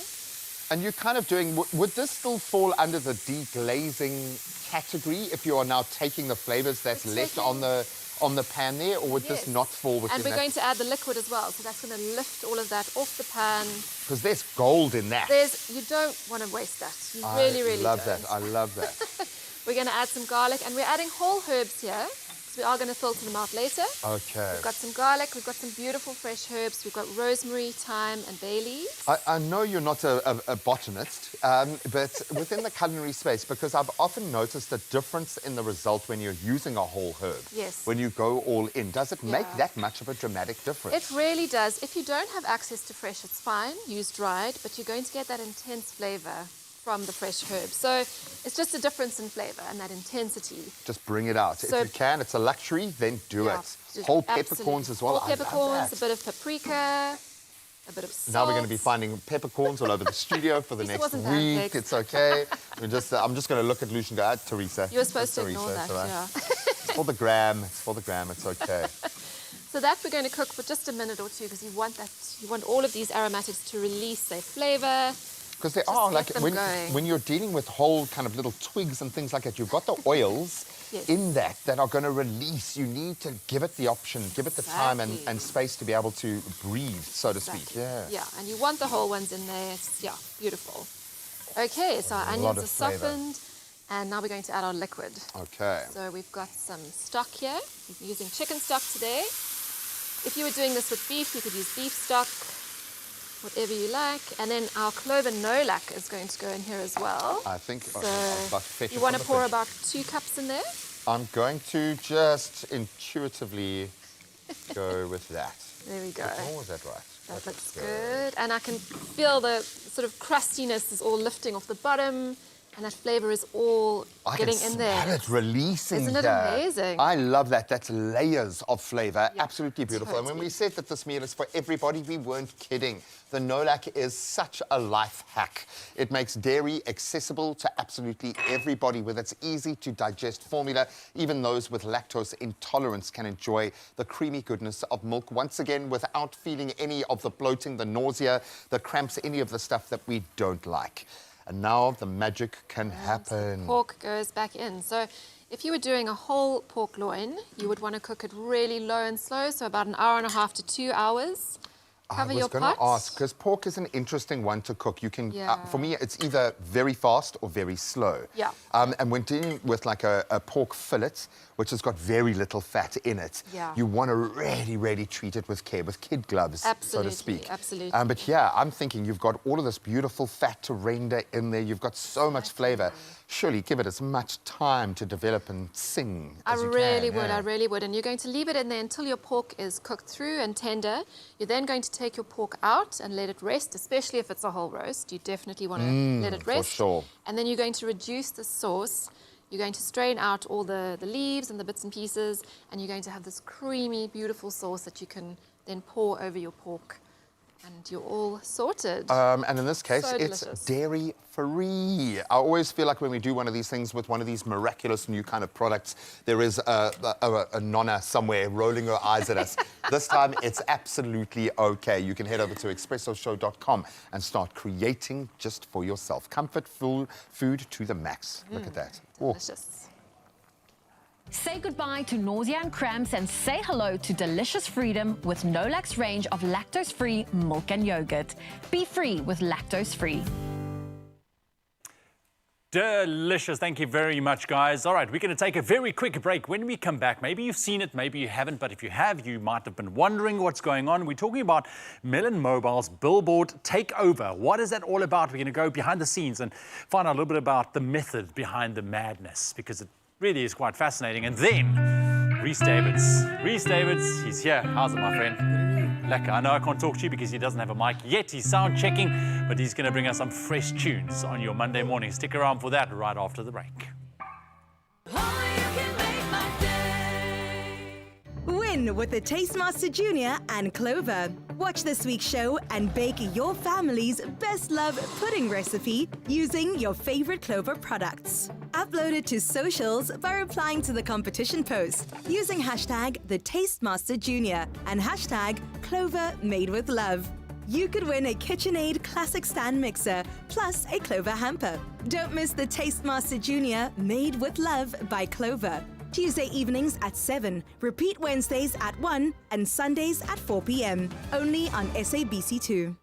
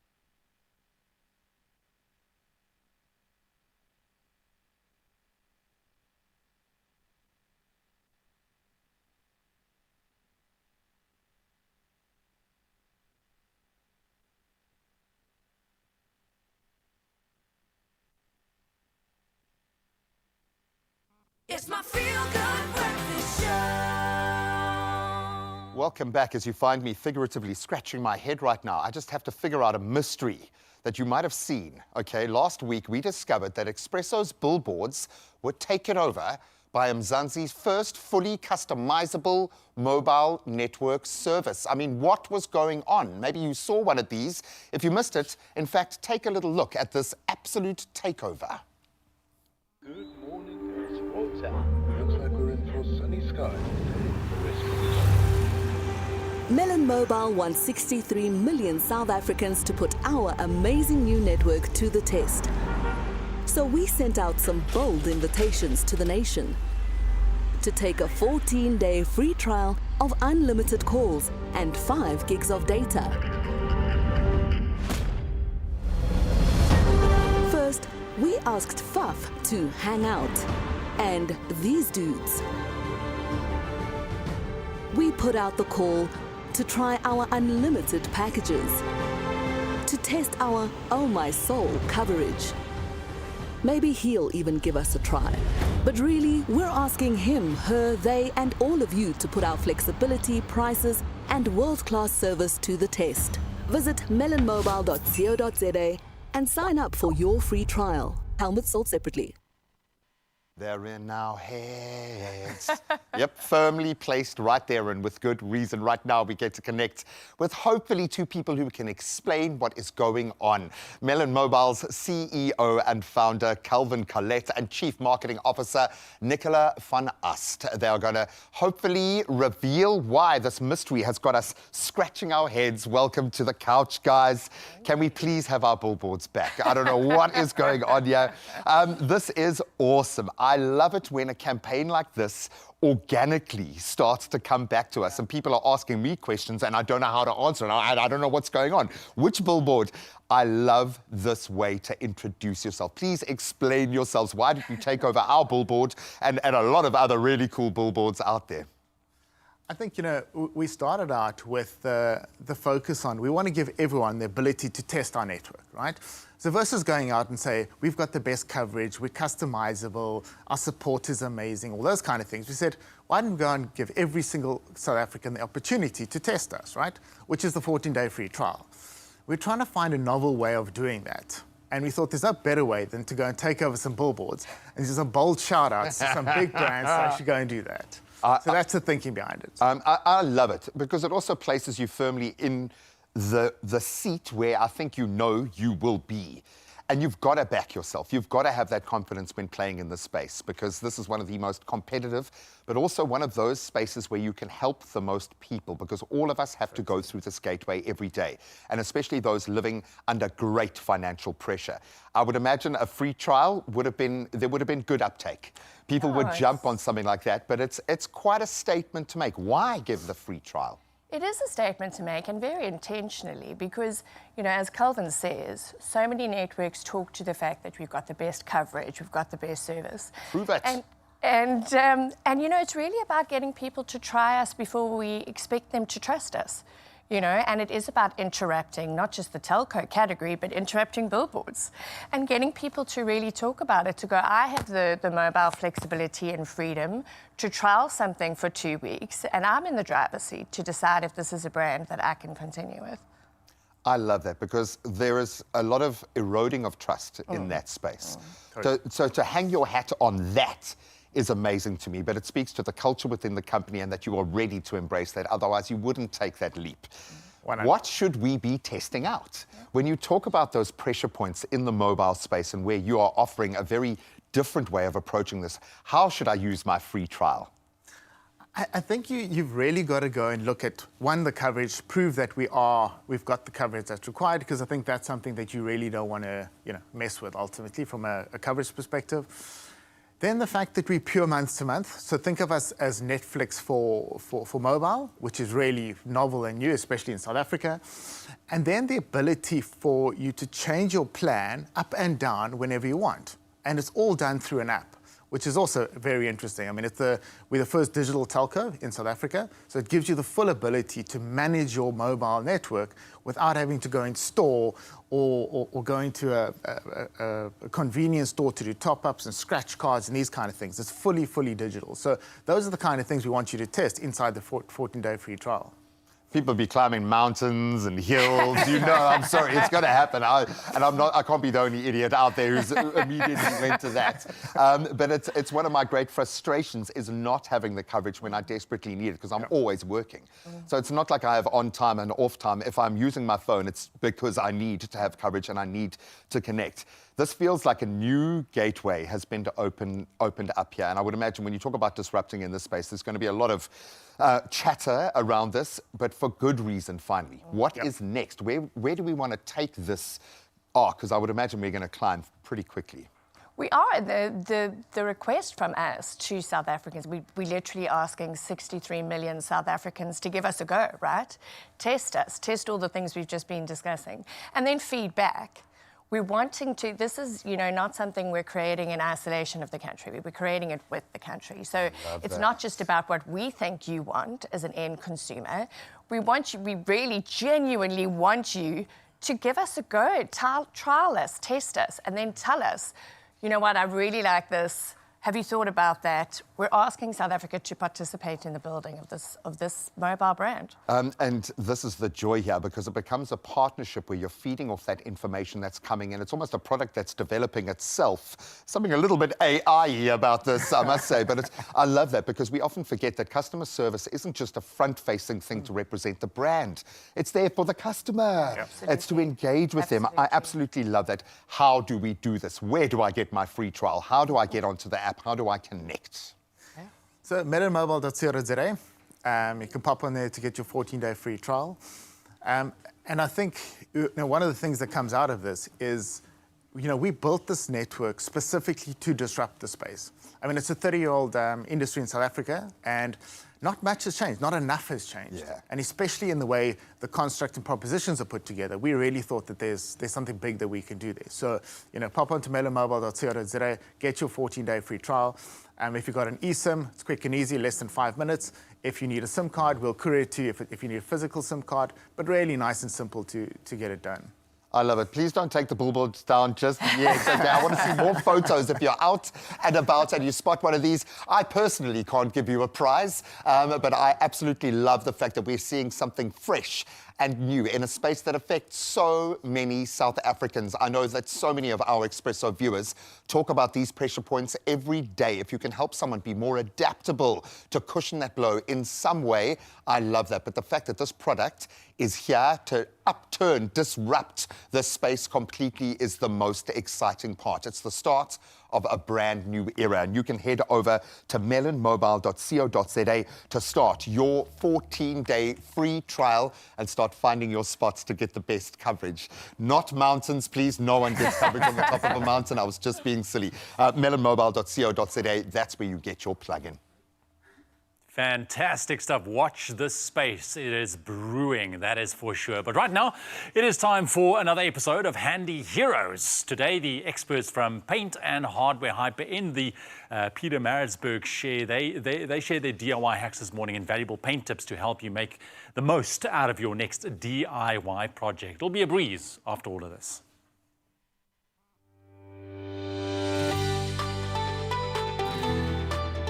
Powered by Plascon, today's handy hero comes from Paint and Hardware Hyper in KZN.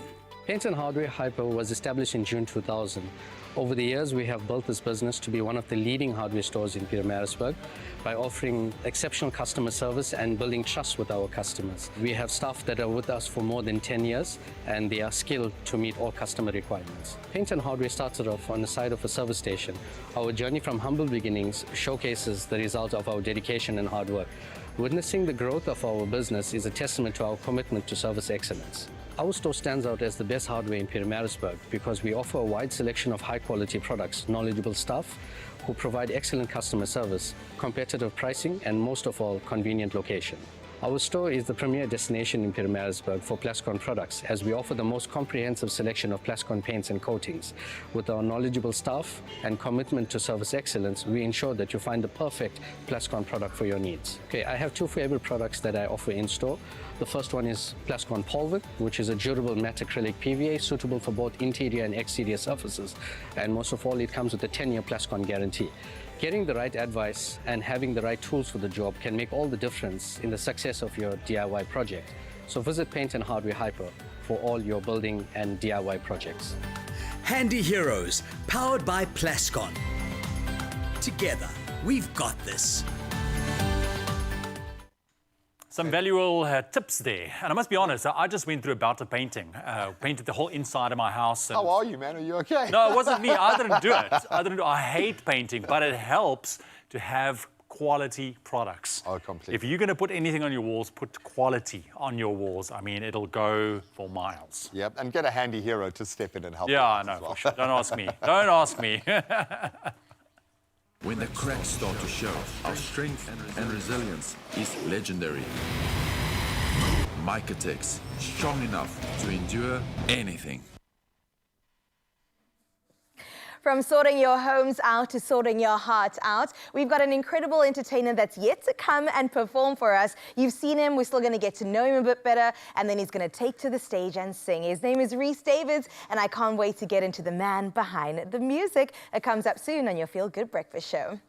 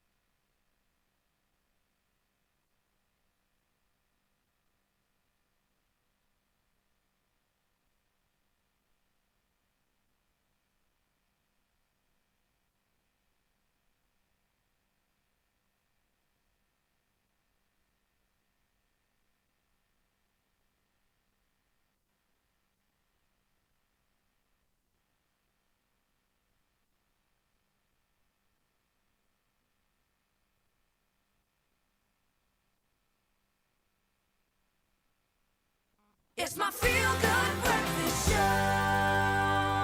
Welcome back to your Feel Good Breakfast Show. It's really good to have you. I've been hyping this man up enough, all right? And I'm so glad that he actually took action. We put it out there on our social media to our viewers to submit their music and share their stories with a chance to be featured on your Feel Good Breakfast Show. And joining us right now is somebody that did just that. His name is Rhys Davids, and he's a 24-year-old independent singer-songwriter as well as a producer from the Mother City. Now, his personal music taste is influenced by genres like indie, rock, alternative pop, as well as film music. Very interesting. Let's take a listen.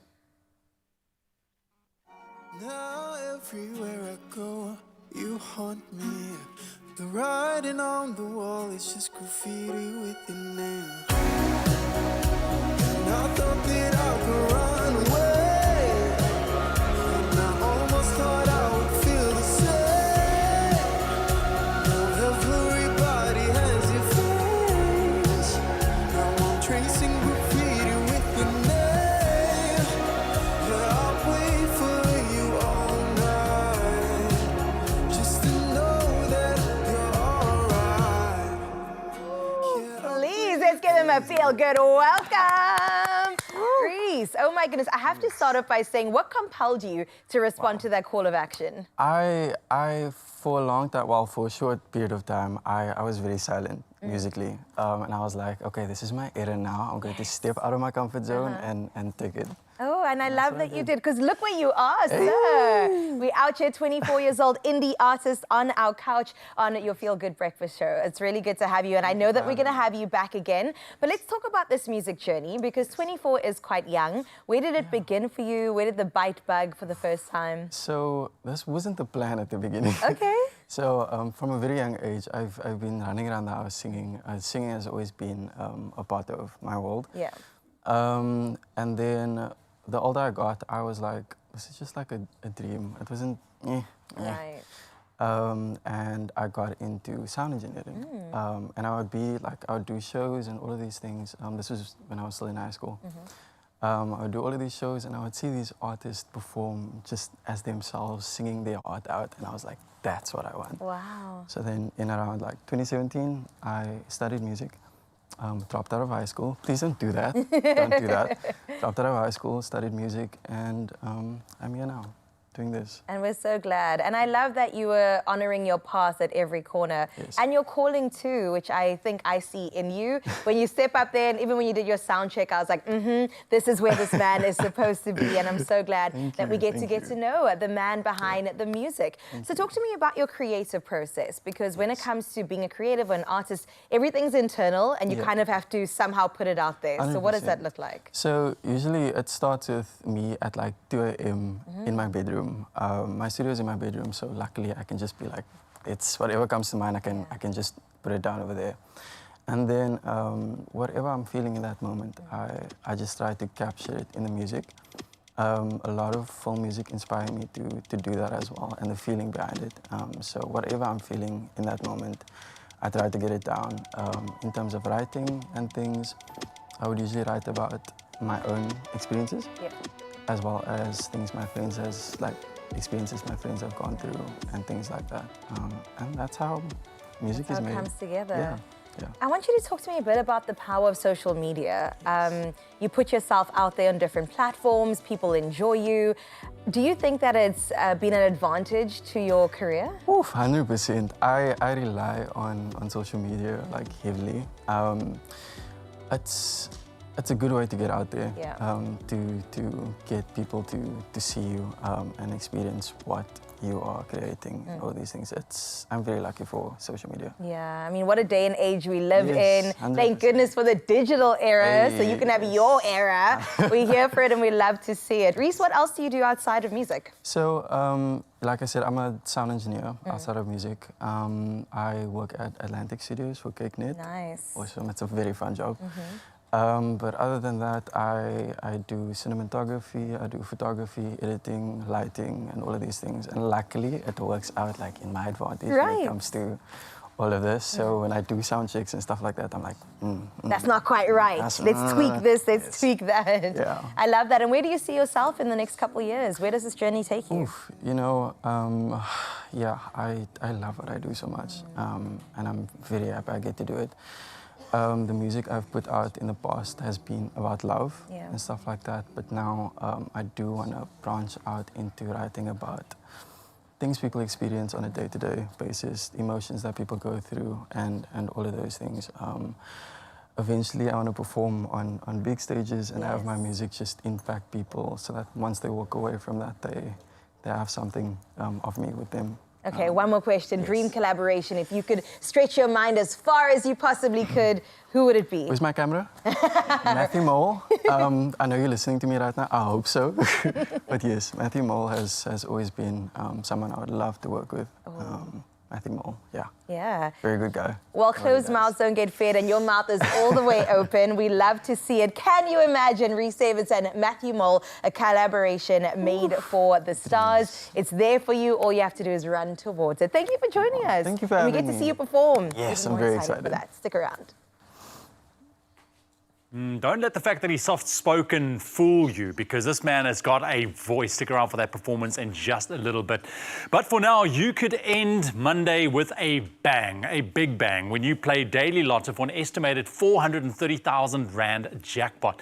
Now, luckily, there are many ways to buy your ticket, including in-store on the nationallottery.co.za website or even the mobile app. You can also purchase a ticket through cell phone banking or by dialing *120 *7529 hash if you want to enter via USSD. Lots of options for you. All those details are on our Expresso social media pages, so go check them out. Panda Push-Up Play Daily Lotto for an estimated 430,000 Rand jackpot today, and you could win big. If you enter, just do so responsibly. Well, we're going to inspire you to do so responsibly with a beautiful performance this morning. We weren't kidding. Reese's sound check's absolutely amazing. You might have seen him on the social media streets, seeing him perform live, something else. So stick around for that. Then, of course, post-weekend, we got to dish the dirt. Carissa's got all the latest tea to be spilt on the entertainment news front after this.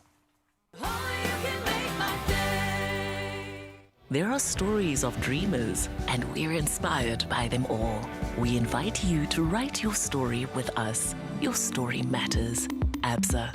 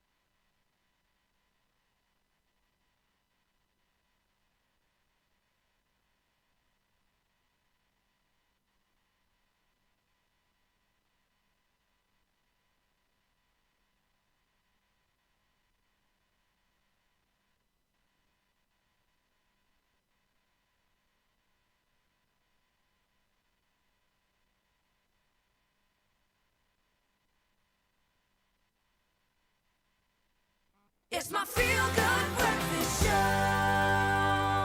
Welcome back to Feel Good Breakfast Show Expresso right here on S3. It is a Feel Good Monday. Come on now. I hope you've been enjoying with us. We've got a whole hour left in your company right now. We're going to take a look at some of the major entertainment news stories. Carissa's got all the details for us, and there's a lot to get through. The dirt. The dirt. The tea. Dish the tea. I hope you came thirsty because there yes. is quite a lot of tea to get through. The first story of which I think we covered at length on the show already, but it deserves just a little bit of attention because I haven't spoken about it, okay? So let's and give it's you the all opportunity. around what might touch down in Cape Town, I'm hoping, but definitely in South Africa in general, because Mayor Jordan Hill-Lewis promised us a little bit of something. He basically said that should DDP win, we are going to be hosting the USC event in South Africa, in Cape Town. And then what happened on the other side is that the UFC president, Dana White, also said, you know what, I think you have a point. And she hinted that if he does successfully defend his title, we're going to bring it to Saudi. So I'm thinking and hoping that this is where the next match is going to take place. And Dana White, when he made that press conference, it was kind of like, okay, it's going to Nigeria or it's going to Cape Town. I really remember the words Cape Town, not just South Africa. So I have a feeling he revealed a little kind of something there. But with Gaten McKenzie now going over to Oz to go and meet, I think this has to be a real thing because there is no other way to set the fight up for Drickus now. It has to be on home soil. It has to be. I don't care where it is. I'd love it to be in Cape Town, but I think Loftus could also be quite special. No, it's going to be in Cape Town, and we're going to be there, okay? If you don't invite us, Jordan Hill-Lewis, I'm going to be so sad. We'll invite you to the show, okay, Please, as an front exchange. row seats.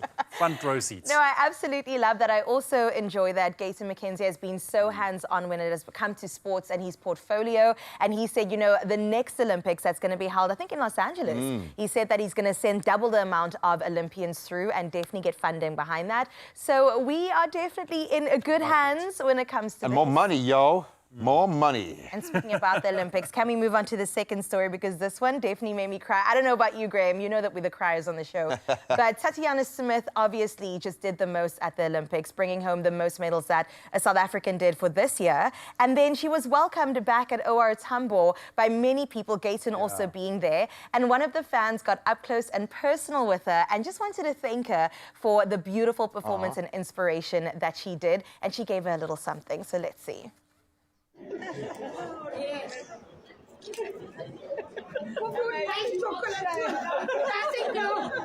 Blessing, man. Love you. Beautiful. No, I wish I could give you more. Enjoy it. Thank you. Enjoy it. And Tatiana's still at the airport now. If you want to pop past, you can go and find her there, like all of our athletes. But that tells that it does. Yeah, it I love tells that. the South African story in one moment. That we generally don't care about the rules. We'll find a way to get there, but it's on all of us. Yeah. It's on all of us. Whatever you might have $1 million, you might have 10 rand, but we are as invested in the bigger picture. I love that. And it was so beautiful because she mentioned, I don't know if you heard, but she said, "Koop vir jou 'n nice chocolate." And that's what it is. Take that 100 rand, it might not be much. She said, "I wish I could give you more," but it was just to say thank you for the contribution you've made to the South African Olympic sport and just sports world in general, women to women. That was such a moment, wasn't it? Oh, it got me all choked up, man. Love that. Well, let's talk about the mother city because it feels like both South Africa and Cape Town are just world renowned. And Jamie Oliver said, "I have to come. I just really have to do it." So he's been walking the streets of Cape Town and it was so good to see him visiting some of our own local spots. There's one place in Bree Street called Our Local that many people love. And he went by and had something so delicious. They said, let's try or have you try 2 of our shakshukas. And he said it was really tasty. He loved their chili sauce as well. And that's just him enjoying the Cape Town scene. I like that little paparazzi shot there. It's Jamie Oliver. You know in South Africa that is set up. But I think for anyone in the culinary space, Cape Town has got to be kind of like a unicorn because there's international, there's kind of unique local, like you'll find literally nowhere else on the planet. Block by block, you will find a difference in culture and cuisine. I love it. Well done, Jamie. Yes. Good for you, And man. Jamie, also, if you're here, you must come to the Feel Good Breakfast Show. Like, we also want to see you here. We also give you a shakshuka. Graham will make it. We got a for you, okay? kitchen, yo. We got a kitchen, buddy. Please come in. Oh, the omelette challenge. That would be fun. I challenge you, Jamie Oliver, to make an omelette on our show in under 2 minutes. Yeah, you're going to make you swallow that omelette as well, bro. Graham and Ewan, they call him the naked chef. So also you're going to have to maybe remove a couple Oh, of it had to go there. Come on. It had to. I suppose it is entertainment news. It definitely is. Well, let's get into Janet Jackson, baby. I don't know if you know Janet Jackson, maybe. Of course we know Janet Jackson. Crushes, yo. Well, me too. Like, I absolutely love her and her brothers because Jackson 5, oh my goodness, what an incredible family. But then it doesn't stop there because Janet said, yes, we are really famous as the Jacksons, but we're actually related to so many other famous people. Samuel L. Jackson, maybe you've heard of him. Or even Tracy Chapman, maybe you've heard of her. They are all family. No way. The power that their bloodline holds is absolutely insane. My word. Hang on, this process is... Yeah, just process that real quick. So how many of the top 10 songs of all time will feature within it? Because the names you're mentioning, and Samuel L. Jackson is just like the guy. He could sing if he wanted to. Yeah, he could probably do it. The words would be a little scared of him, but they would do it, you know? I mean, we couldn't play it on breakfast TV. No. Famously known for that one phrase in particular. No, but it's so insane because it's Michael Jackson, it's Janet Jackson, it's Tracy Chapman, and it's Samuel L. Jackson. I mean, he in and of himself is one of the... He is! Stevie Wonder. Stevie Wonder as well. Highest grossing filmmakers and also music makers of our time. I just can imagine like a dinner with the family sitting around and imagine song just being burst out. But how do you brag? Like, what is a... You can't one-up one another because they're all so brilliant. Well, you could actually. How many Grammys do you have? Okay, you know what? Michael Jackson would win every time. I'm just going to put it out there. Yeah. Even though somebody said that Chris Brown is better than him. But Tanks doesn't know what he's talking about, so... Get out, That's man. going to be our next entertainment news, and it's going to be a PSA. Tanks is not invited. Well, I love it seeing entertainment from afar, but even better when it's up close and personal. Absolutely. On the stage right now, we've teased you long enough. He's here to perform a song called Distance. His name is Rhys Davids. Hi, I'm Rhys Davids. This is Shane, and I'll be performing Distance by Manana. Hope you enjoy.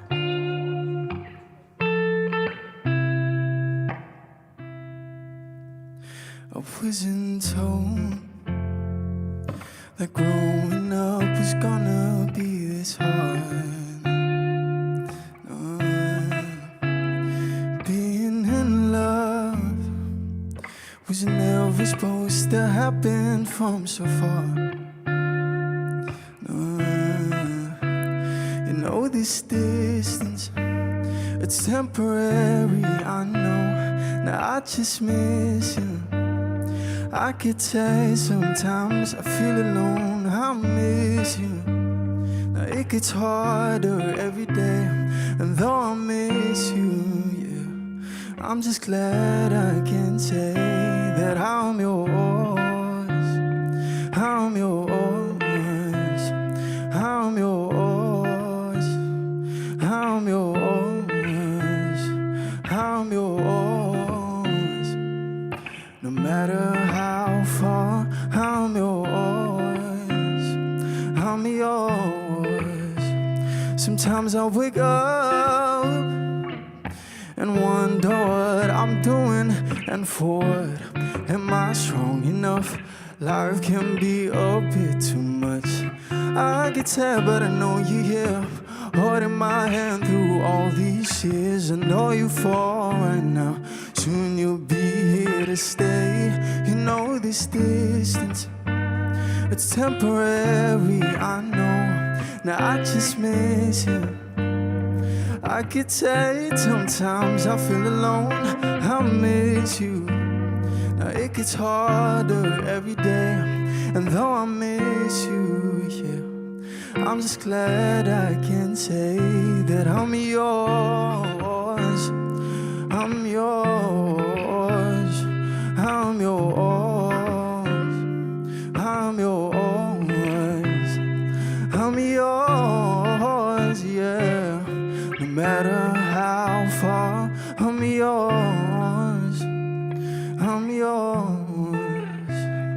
I'm yours.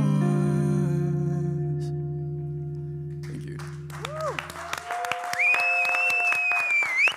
We're going to ask Rhys to stick around. We promised you a beautiful, beautiful performance, and he delivered, and he ain't going nowhere. Stick around for that. Then if you're interested in hitting the big screen soon, JP Sebastian is here to review a film, It Ends With Us. And then, of course, this gorgeous human being, Cara, is here with a very powerful message this morning, all in honor of Women's Month. She is surprised at how amazing she is, but you won't be after this. We'll see you now.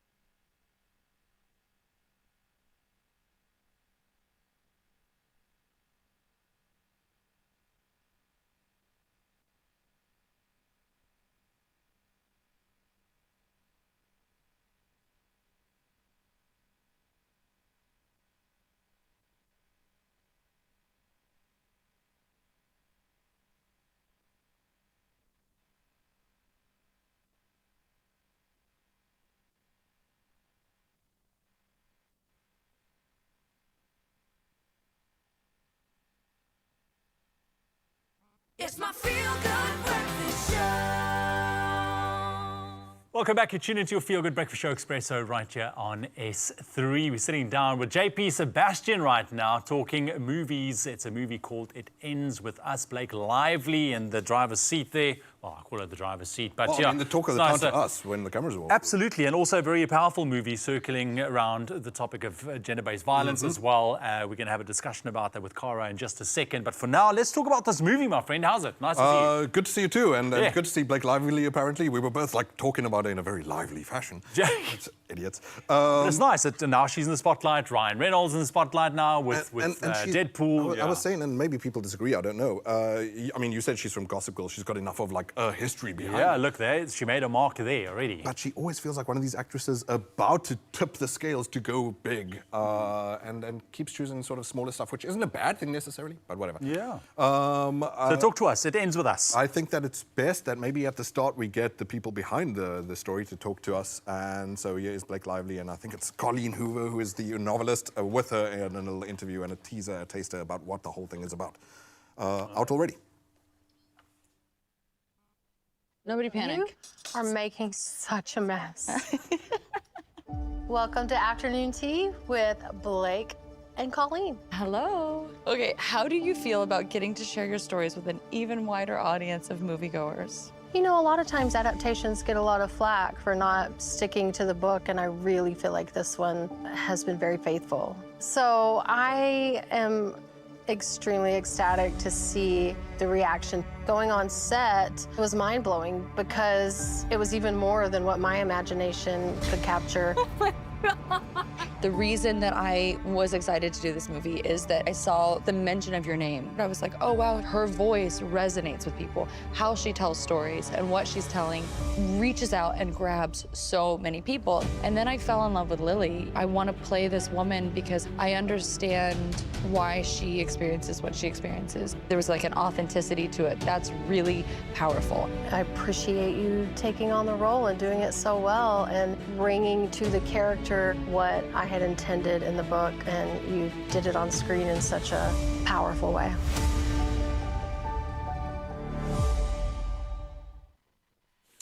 So there we have it. It ends with us. All right, JP, chat to us about your thoughts on this movie. Obviously a very heavy topic to deal with as well. Absolutely. And so straight off the gate, you tell me just lay it on the table and I will. I don't know where to stand on stuff like this. Like I tightrope a bit about the tone that something that you deliver this should be in.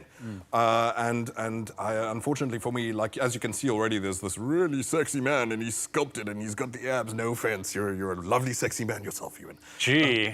Even though this character's name is Ryle, by the way. Oh, okay. Oh, wow. No. It's spelled the same. Right, Ryle. Okay. Yeah, controversy just waited to happen. And it's like, what do you want to be movie? And this is one of the reasons why it was mired in some controversy itself, is because apparently there are two cuts. There's a cut that the director himself, who is the main character, this Ryle guy.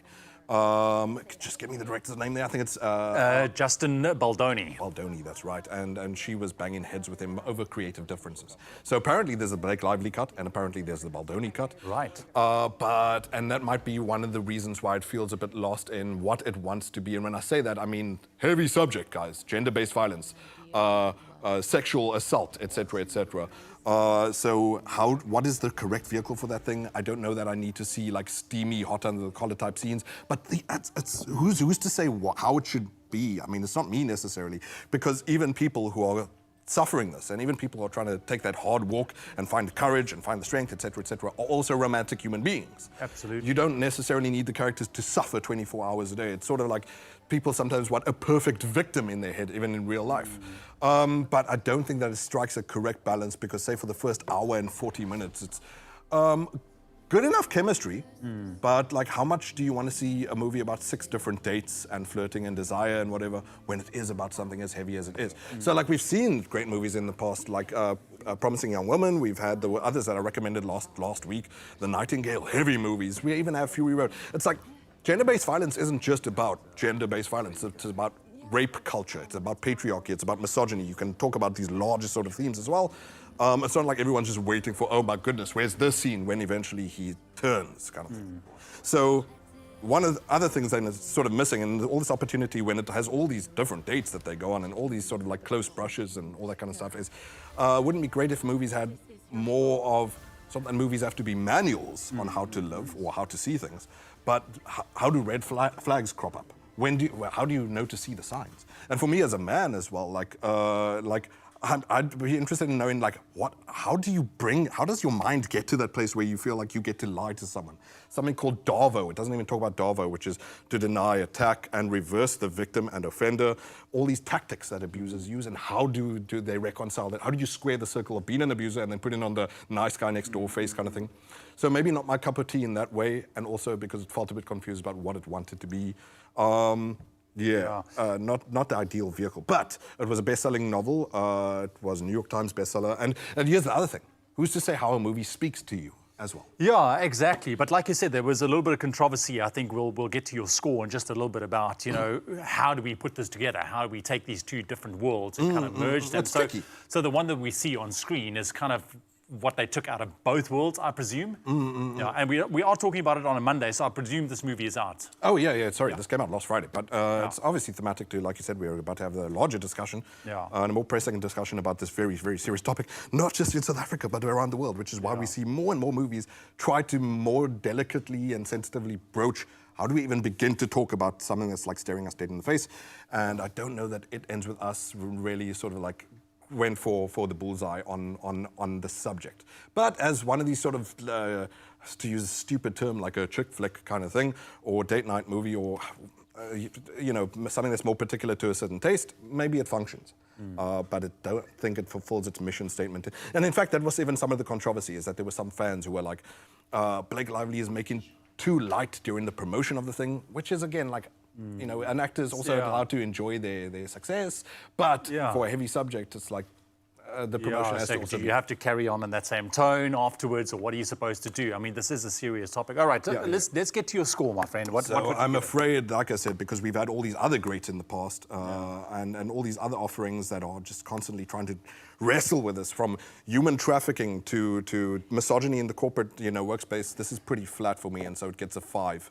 Out of 10 is the most I can give it. But if it tickles your fancy in terms of the sensory aspect, because yes, humans are warm-blooded as well, maybe it fulfills that gap for you too. But yeah, that's it for me. All right, JP, thank you very much. It ends with us now in cinemas. If you've seen it, let us know. If you are going to go see it, let us know your opinions. We'd love to know. Maybe you echo what JP is also saying. Maybe you really do enjoy it. Or how it reached out to you. Or how it reached out to you, exactly. Like we said, it is a movie with a serious topic circulating around gender-based violence. We are continuing with that conversation right now on your Feel Good Breakfast Show. And although fiction, this is a reality of many South Africans. So, of course, we had to bring in somebody that's somewhat an expert in the space, Kara Bez-Geduld. Now, she's a gender-based violence activist, a global ambassador for the Justice Desk Africa, as well as a content creator. And she's here to share some light on how to use social media to amplify awareness around GBV, and also through kind of changing the lens and telling a positive story. So let's welcome her. Kara, thank you for being here. Are you still so surprised that you're amazing? Or that everyone calls you amazing? I'm surprised that I'm here because this is my first time. You're here amazingly early. Right? No, I'm surprised that our paths haven't crossed as yet, because we ply our trade in a purpose-driven space. And that begs the question, because you started out on an actuarial scientific lane. The way you're shaking your head says the choice was made before the degree was finished. I get that, but you've taken quite a dramatic turn. My experience, my secondary experience in this space makes me nervous to even ask this question. Why? Why has this become one of the pillars of who you represent and your impact in the world around you? Honestly speaking, it started off with my life. So I feel as though my life led me in this direction, more so than me becoming this thing. Yeah. It was all a product of years and years of overcoming. And I feel as though being led in such a direction, with my own story being one of sexual assault and of overcoming, it's not just that night. It's a lead up. It's the years before. It's uncommon behavior before. So I will always say that I look back at who it is that I am, and I try and figure out what it is that I could have done better. Or seen, for that matter, just seen, because often it's not your fault. It is not your fault. It's the fact that you just weren't aware. You didn't know what you needed to know. So thank you so much for sharing, opening that lens, as difficult as it must be. Absolutely. And speaking about sharing, I mean, you're definitely an advocate for this across your social media platforms, but it's the way in which you do it. It's all about perspective. And yes, we know that 1 in 5 women in this country fall victim to something like this. Femicide, the rates are insane across South Africa. But you take a different approach to sharing stories of GBV, and that's something about overcoming. So can you talk to me a bit about that? I'd love to. So I think we are very inundated with the negative news, and many of us shy away from taking in that news. Right.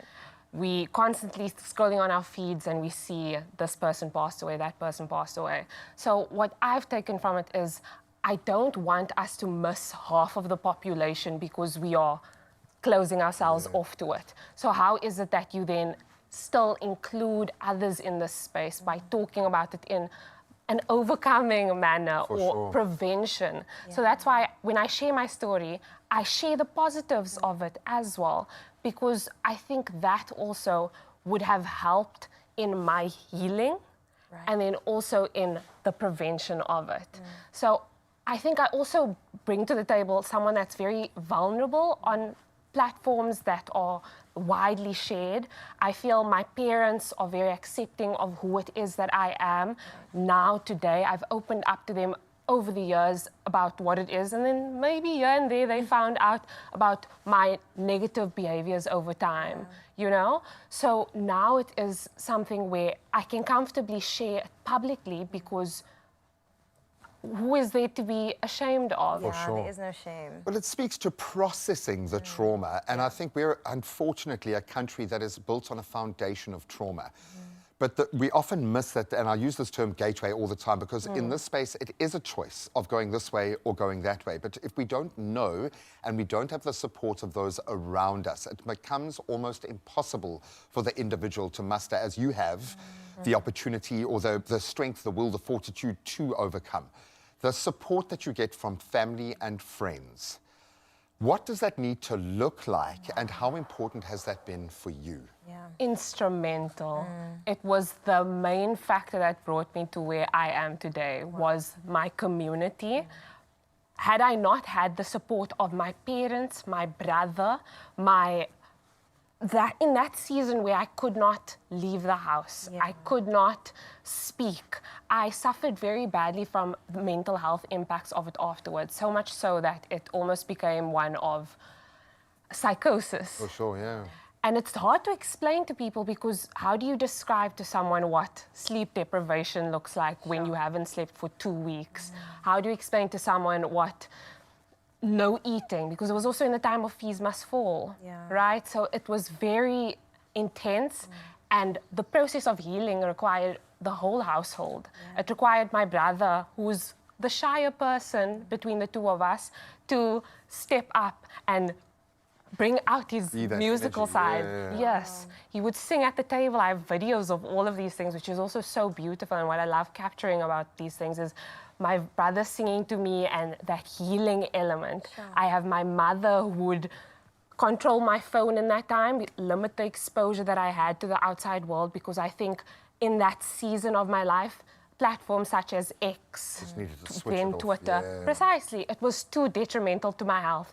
And I'm grateful for that, because I would not have seen healing without it. Wow. Can I just ask you, because this is quite an evolved level of compassion and emotional intelligence that is so often one of the biggest barriers to young women, especially seeking help or even them being recognized in that situation.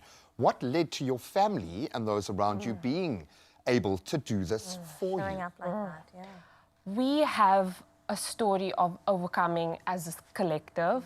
My mother is also a survivor of sexual assault. It's her story to tell, but I can share this comfortably because I know that she would want this to be told, right?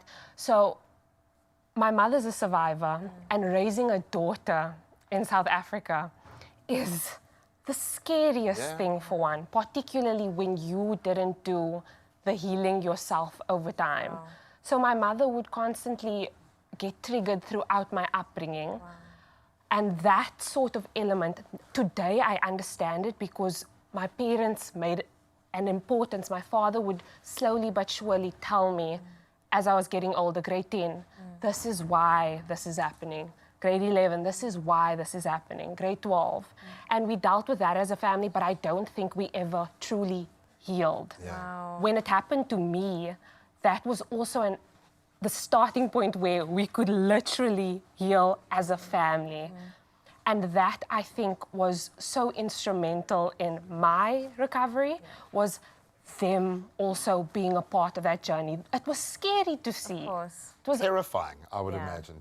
Terrifying. Oh, Cara, thank you for sharing so openly and generously your story and your family story. I know that you've inspired so many people, but if you could leave them with just some lasting words, somebody that may be experiencing GBV, man and woman alike, what would you say?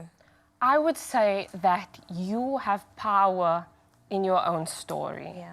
You have agency over your entire life. So what is it that you can do, and how is it that you can take whatever negative experience has happened to you and use it as ammunition to find your life purpose? Because many a times these things that we are going through, they act as agents for purpose. For sure. They act as agents for purpose, because I would have never thought that I would leave actuarial science, something that was a surefire thing, you know? Step into the space not knowing what on earth would come next. Literally just running around campus trying to get in because I didn't meet any of the requirements. How do you get into a social studies honors program if you haven't, you know? Touched it. Precisely. exactly. So stand up for yourself, speak up for yourself, and step on those doors, knock on those doors where you can.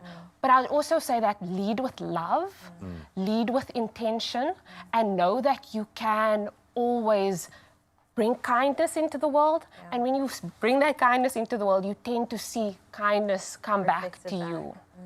I love that. It feels like in a space where there should be no choices, you have created such a powerful playbook, an arsenal of positive weapons that you can use, you can practice every day. I absolutely love you to bits. Please, please come back to this platform whenever you need to have it amplified, your voice, because I think it's a very powerful voice, not just during Women's Month. This needs to be kind of a foundation shift, a paradigm shift. But thank you for representing what you do, despite how unbelievably difficult it must have been to get to this point to open up like this. See, now do you understand how amazing you are? Probably not yet. But she's getting it, man. She'll get it by the end of the day. She will understand. I think most importantly, from our perspective, from our understanding of this space, if you have just that feeling right now in you that it says something is not right, if there is a voice inside you saying something is out of balance, out of whack, nothing has happened yet, but that feeling is there, don't shut it down. Listen and talk to someone. Please, please, whether it's phoning a helpline, talk to someone. Thank you very much, guys. What a powerful chat. And it is time for a very quick break. Teresa's back in the kitchen and she's very busy making delicious mini herbed pull-apart bread knots. Fresh bread you make from scratch in your own kitchen. We're going to show you step by step how to do it because it looks delicious. And then we're also joined by the incredible Celine Chica. She's a filmmaker, she's a comedian, and she is going absolutely viral. Why? Well, we'll let you in on all of those details after the break. Stick around.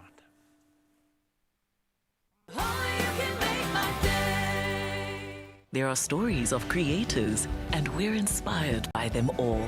We invite you to write your story with us. Your story matters. ABSA.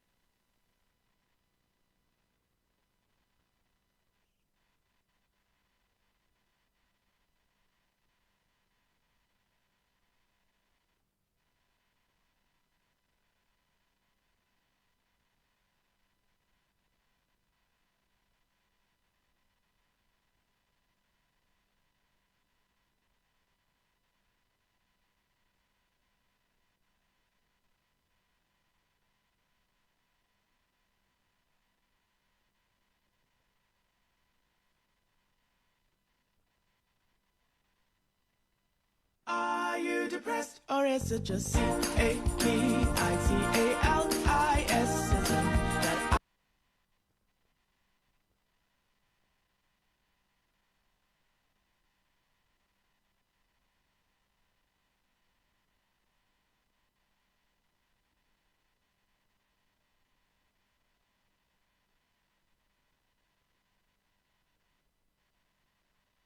It's my feel-good breakfast show.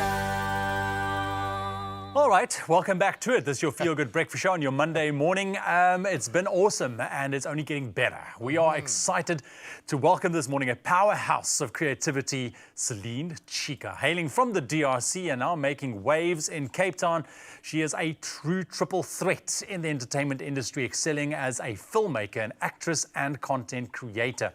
And known, of course, for her sharp wit and unique blend of musical comedy, she is carving out her very own lane in the comedy scene. Before we chat to her, have a look at this. Are you depressed or is it just C-A-P-I-T-A-L-I-S-ism? That I-N-D, individual-I-S-ism. Your basic rights keep getting monetized. You now subscribe to what you used to buy. You're watching life, the global rhymes with side. Your dishes pile and your room's a mess. Oh, whoa, this is... It's a Lego. It's got to be a Lego. You stepped on a Lego. Ladies and gentlemen, put your hands together. For Celine, she's in the house. Celine, welcome, Yay. welcome. Thank you. I love the fact that you're sitting laughing at your own stuff. And that is what a comic needs to be able to do. We love you, and we love the fact that you're getting this kind of traction. You're coming after the world order, really, but with a smile on your face. It's got to be feeling pretty good when you start hitting a million views for the content that you're creating, because as much as you've got a message and you've got all these wonderful things around you, you've still got to make this thing land and work well. Yeah. Why do you think this was so successful? Because surely you're looking for the algorithm yourself. Yeah, I mean, I did not expect it to take off this much. But I think we are very aware of mental health online. There are a lot of more conversations about it. And I think I didn't realize at the time, because I wrote it like a year ago, that this is like the biggest global election year in history, one of the biggest. And so a lot of timing people... was this great. Yeah, I didn't think about it at the time, but I think a lot of people are plugged into politics a lot more, and they're thinking about, you know, what kind of system and society they want to live in. So I think this just resonated at the right time. And people are doing it for themselves, which is great. You know, I always talk about the purpose-driven lens, but it's that shift has been because young people are looking for content creators that match them and finding out for themselves, which is great. Yeah, and able to convey a message that we understand. Yes. You know, when it comes to politics, sometimes it goes completely over our heads. Exactly, But we need people like you to put out that content in a way that we can consume it and understand it. For sure. Okay, this is how we can actually go about making changes. But you, Celine, are making changes in your own life. You are carving your way forward. You are doing so well. DRC born, Joburg raised, Cape Town based. Yeah. You've got so much to pull from. Do you use all of these backgrounds, places where you were born, raised, live now, as part of who you are in terms of your comedy? And how do you do that? Because you do it so well. Thank you. I definitely do. I think that, you know, having a Congolese background, parents, and growing up in the diaspora has connected me with a lot of different people from different kinds of African countries. And so I think that I just connect with a lot more identities in that way. And so that does influence my humor, because it influences my view on the world. I tend to think a lot more broadly in terms of what's funny, what's going to resonate with me, what would resonate with my cousins or, you know, people I went to church with, you know, growing up, and what would resonate now with people where I live right now. So I think that does allow me to connect with just a lot more people. So. Who's the funniest? Where does your sense of humor actually come from, if you had to give it a label? Oh, that is a good... It's just mostly immigrant humor. I think it's like I'm sorry that I made you say that. No, really, it is. I love that. It's like immigrant parents. I mean, I relate to all of those. Like, no matter who is talking about their immigrant parents. And that's a global village, it is right just there. a global... Oh, I love that. You've found, you know, when Ewan speaks about the accessibility of how you have made these big things, and you deal with some pretty heavy stuff, but you just make it so light, and it lands beautifully, and the music plays a beautiful Yeah. kind of part of that. How did you arrive at that? Was it always going to be a part of your content creation and how you get your comedy out there, or Yes. We're talking am I about reaching finding too that far? algorithm. Yeah, there and we it go. seems like with the Yeah. kind of musical comedy and the commentary, you kind of hit a mark there that I think is a Yes. really good balance. Beautiful. Thank you. Yeah, I think musical comedy was always in the works. I think around 2021 is when I first contacted that producer, Michaela, that I work with, and I told her, like, I want to do something like musical comedy, and I just hadn't figured it out yet. But I think that with the humor, with landing the musical comedy, finding that balance between this is really sad and this is funny just comes down to delivery. Like that video works because the music sounds so happy and I have the smile on our face and everyone's it's such a serious, but oh my gosh, this is quite hectic. Because we get to see firsthand, we get to Yeah. wake up with that reality Yes. every single day. Yeah. Therein lies why we need the humor Yes. to take the edge off. You're amazing. I say that all the time. You're amazing. You're amazing. This speaks to a different level of creativity and maybe shows us an arc towards the future. Talk us through that project and what you want to do now that you've got the kind of traction that you have. Yeah, I made this last year. It's a comedy sketch short film. And I think it's just, at this point, I was just making fun of how, like, typically women, we tend to not take compliments. And, we get into this. I thought, what is the most extreme version of this? It's just take it far. And this becomes a bar fight. You will accept my praise. But I mean, the film is doing well. I mean, Thank you, yes. Yeah, it's going to be a screening at the Fame Shorts Film Yes. Festival next month in Cape Town, as well as the London Pan-African Film Festival. Yes. Once again, you get something, or you did something that Yeah. resonates with people. I think that is the Yeah. ultimate success story when you're creating content that Yeah. resonates with people. But being an actor, filmmaker, was this always part of the bigger picture for you? Because here you have comedy, you've got so many different aspects to who you are. Yes and no. I think I started out studying acting, and that was just what I was going to do. I was going to be an actress who could sing, and that was it. Yeah. And then we did a filmmaking course, so that introduced me to screenwriting, and then I made a web series, and I thought, I like this comedy writing thing. And so I think it just allows me to be able to do both, because now I don't have to wait for an acting job to do something fun. You can You produce just- your own. Yes. food. Yeah. As exhausting as that is, for some reason I keep doing it. And yeah, it was just really fun to do, to just make fun of myself. It was actually the co-star as well who, we had this real compliment fight. And I was like, this would be an amazing sketch.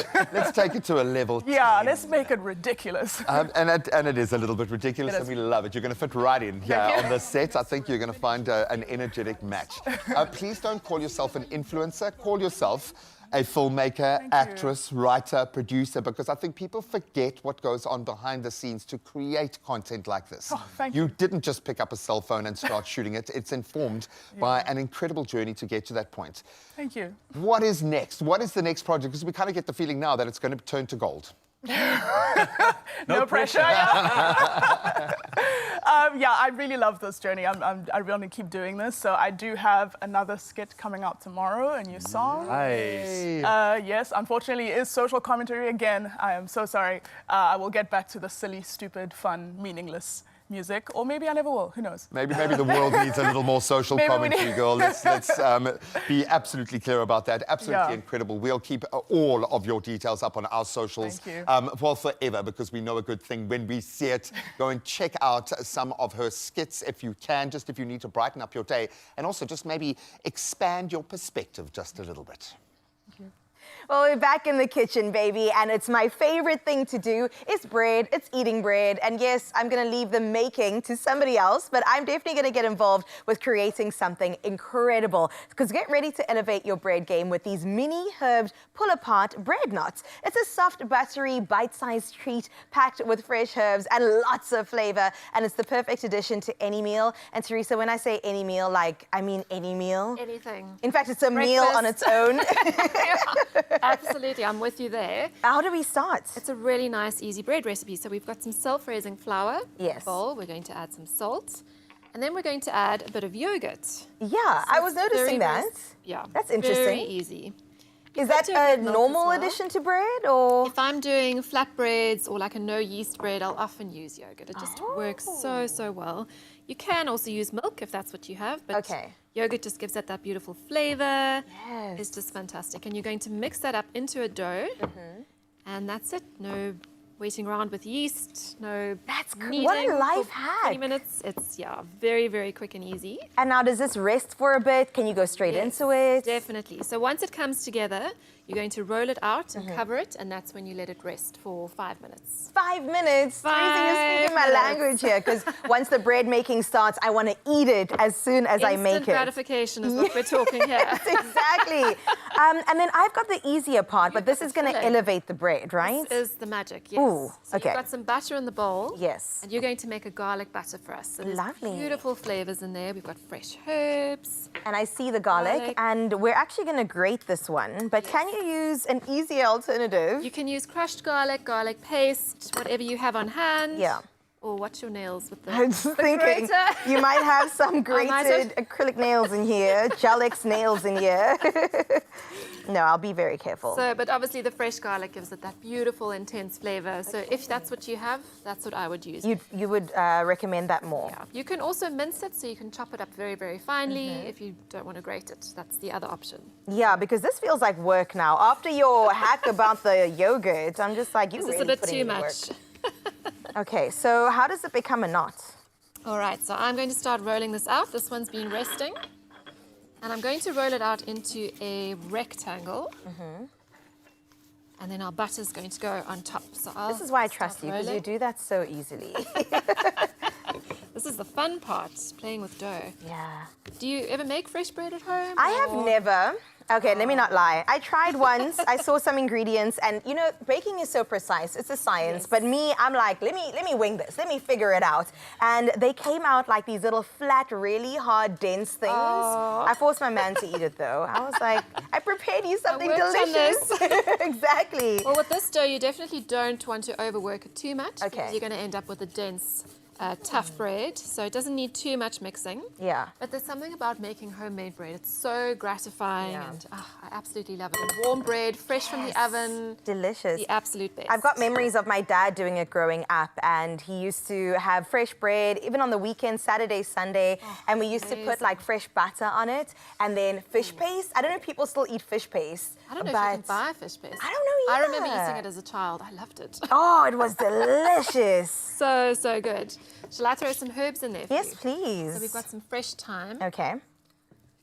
Very delicious. Some fresh rosemary that we've chopped up. And fresh obviously gives you a more intense flavor. Okay. But you can use dried herbs if that's what you have. With the fresh, does it burn when you put it in the oven? No, it's Not at absolutely all. fine. It's Okay. all mixed into that butter. So we've added some parsley as well. And then a little bit of salt and pepper. Seasoning, We yes. are adding cheese, so we don't need too much salt. And I love it. Cheese makes everything better. And we've got Parmesan here today. We are very bougie today with our parmesan. How much do we put in? Please tell me everything. Let's go all in, obviously. Come on. We're doing it. We're doing it. And you can use cheddar as well if that's what you have. Lovely. So you really can play around with your flavors here. Butter's a bit hard to mix around, Oh, but you're doing fine. But got to put your back into it. I know it's arm day You're today. doing well. Let's go. So basically what we want to do is have a nice soft butter that we can then spread onto our dough. Okay. And then I can show you how to make the knots. That's so much pressure, Teresa. Sorry. You're not going to have soft butter. Let Let's me tell keep you that right talking. now. We'll get the idea. It's fine. You can try. You can take over. I thought you were gonna like put it on top. I thought that was the point. It's infused in the bread. It's in the bread, but you know what you can do is set some aside. Yes. And then brush it onto the buns before they go Imagine. into the oven. Delicious. And when they come out. So you get all the butter. All Okay, yeah, you I'm did a going better job than me. I'm going to try. It's not very, very soft, but we'll give it a go. Okay. Thank you. Pleasure. So you want to just spread that out over your bread. We've got a nice thick layer here. Obviously, if it's a bit softer, it'll spread out to the edges. Perfect. We like to get it to the edges.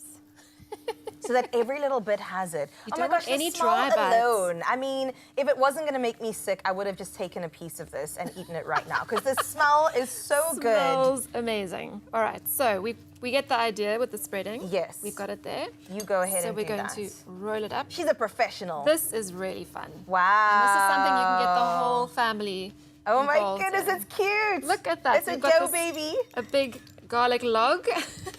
And you want to don't cut want this, eh? chunks. We'll definitely bake it. You're not Oh, going to okay. go to waste.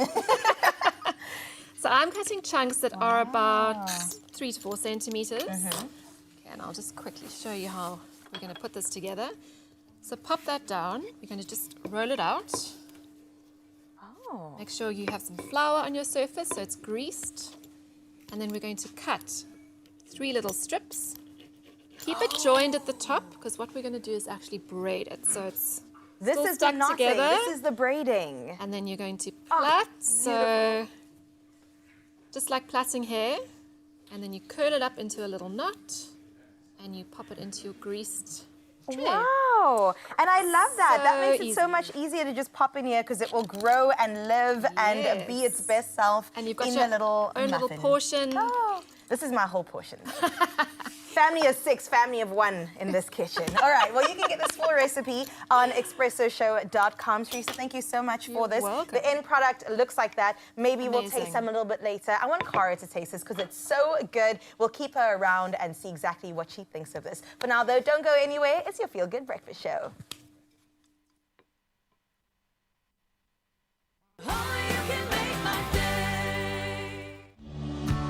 We connect more countries than any other airline.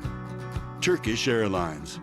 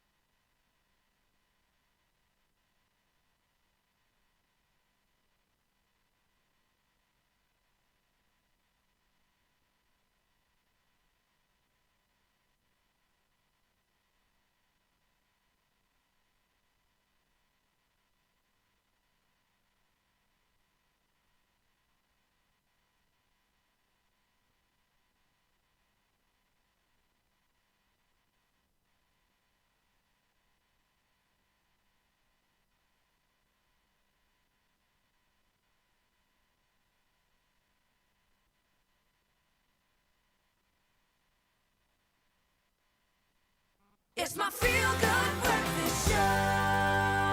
Welcome back. I'm going to say it fast because it's really important.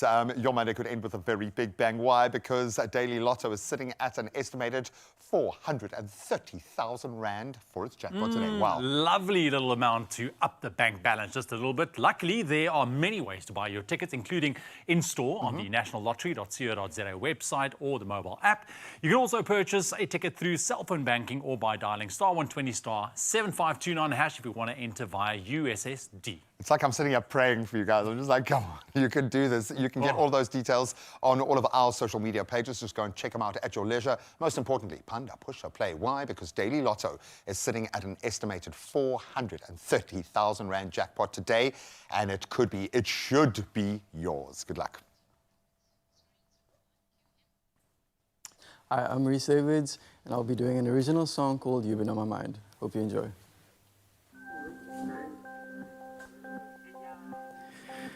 Yeah, I can help my mind sometimes, 'cause all my thoughts are you.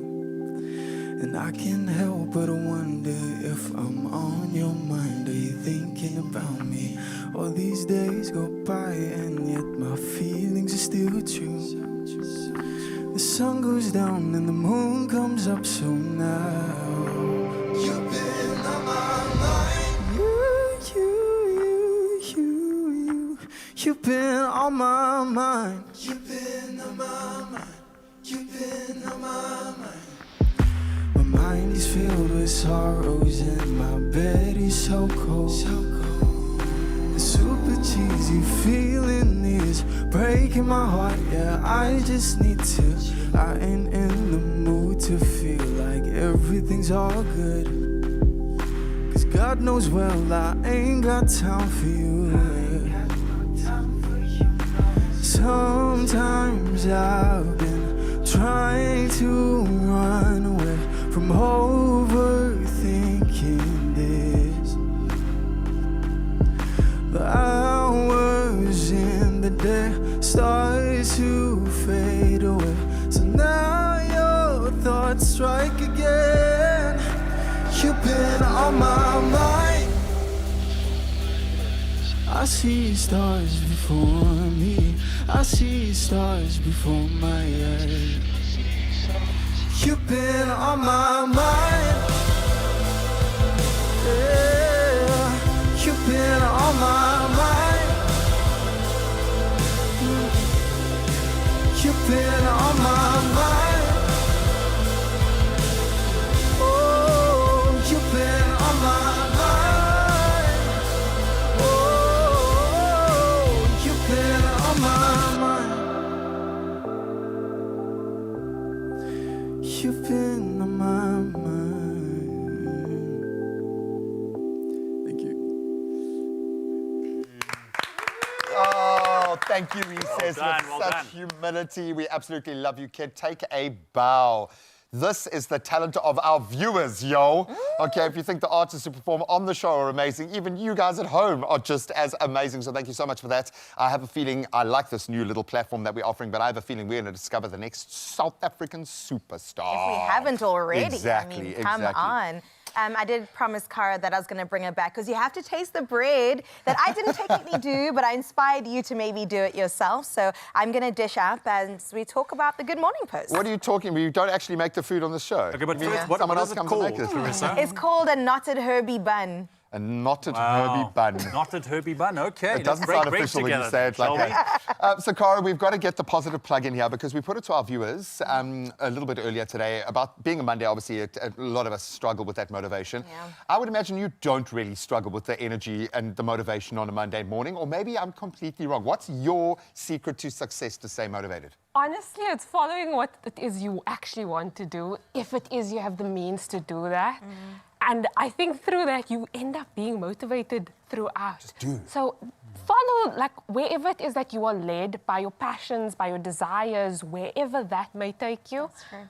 Try your utmost best. I know that we live in South Africa and the context doesn't always allow you to. But if it is that you can find something deep within yourself, pull from that. I love it. You might not be able to get to the top of the mountain, but you can take the first step, Yeah, regardless of wherever you are. I love it. Let's see what the people are saying. Well, Prince Dlamini said, if you can't control it, then let it go, let it be. You can't stress yourself over something that you have no control over. I love that. Let go and let God. Be like water. I like that. Hey, Oh. go Tyler. Teresa says, good morning, my beautiful, beloved Expresso fam. Counting my blessings. Yes. Being alive motivates me. Someone out there didn't wake up to see this day. Wow. That's one way to look at every single day. Then when you wake up is just to be grateful from a point of, being happy. And I also want to share the way that I kind of do it as well, because they also say, especially if you take a listen to the top experts in the field and whatnot, we all need a little bit of excitement. We need to walk around with excitement. So if you wake up every single day and saying, listen, I wonder what exciting thing is going to happen today. What exciting mail is going to land in my inbox? You start the day with excitement. It can be that too. It can be that as well. I absolutely love that. It's the reframing is just blowing my mind. Veronica weighed in as well, saying preparing my kids for school keeps me motivated on a Monday morning. Look, there are a lot of moms going, whoo, to start a week with a positive vibe. Well done, Veronica. Rosalind Moodley saying, Monday is my favorite day. It's quiet and peaceful. One always predicts it to be a blue Monday, but turns out to be a good day always. Yes, Rosalind. I like that. So if someone says, what are you happy about? Yeah, I've got nothing to be happy about. Are you alive? Are you still alive? Boom. Yes. That's Are you where breathing? start. Are you moving? Oh, and if you're not moving, you better get moving. I absolutely love that. You know, one of the great joys of doing this show is that we get to plug into this level of positivity every single morning. And people always ask me, like, how do you stay so positive? It's a choice. Believe it or not, it is a practiced choice. It's like a fitness, like everything else. And I love the fact that we get to actually literally break bread as we have this discussion. If you missed anything on the show today from a culinary perspective, you can head over to expressoshow.com. All of our recipes are there. And if you want to connect in real time with the guests on our show, do that. Go and drop a DM. I have a feeling Cara responds pretty quickly as well. But we are surrounded by these amazing purpose-driven people that give us this information all the time. So use that as you ponder these beautiful recipes. Say that, Graham. Mayala latte. Yeah. No, I said it completely wrong. You killed that. But it was really, really good. So go and try it for yourself. We'll see you to do it all over Cheers, again guys. tomorrow. Cara, we love you, girl. Have an amazing day. Bye.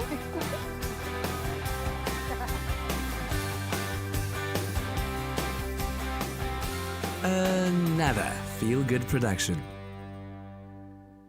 Say goodbye to nausea and cramps and say hello to delicious freedom with Nolax range of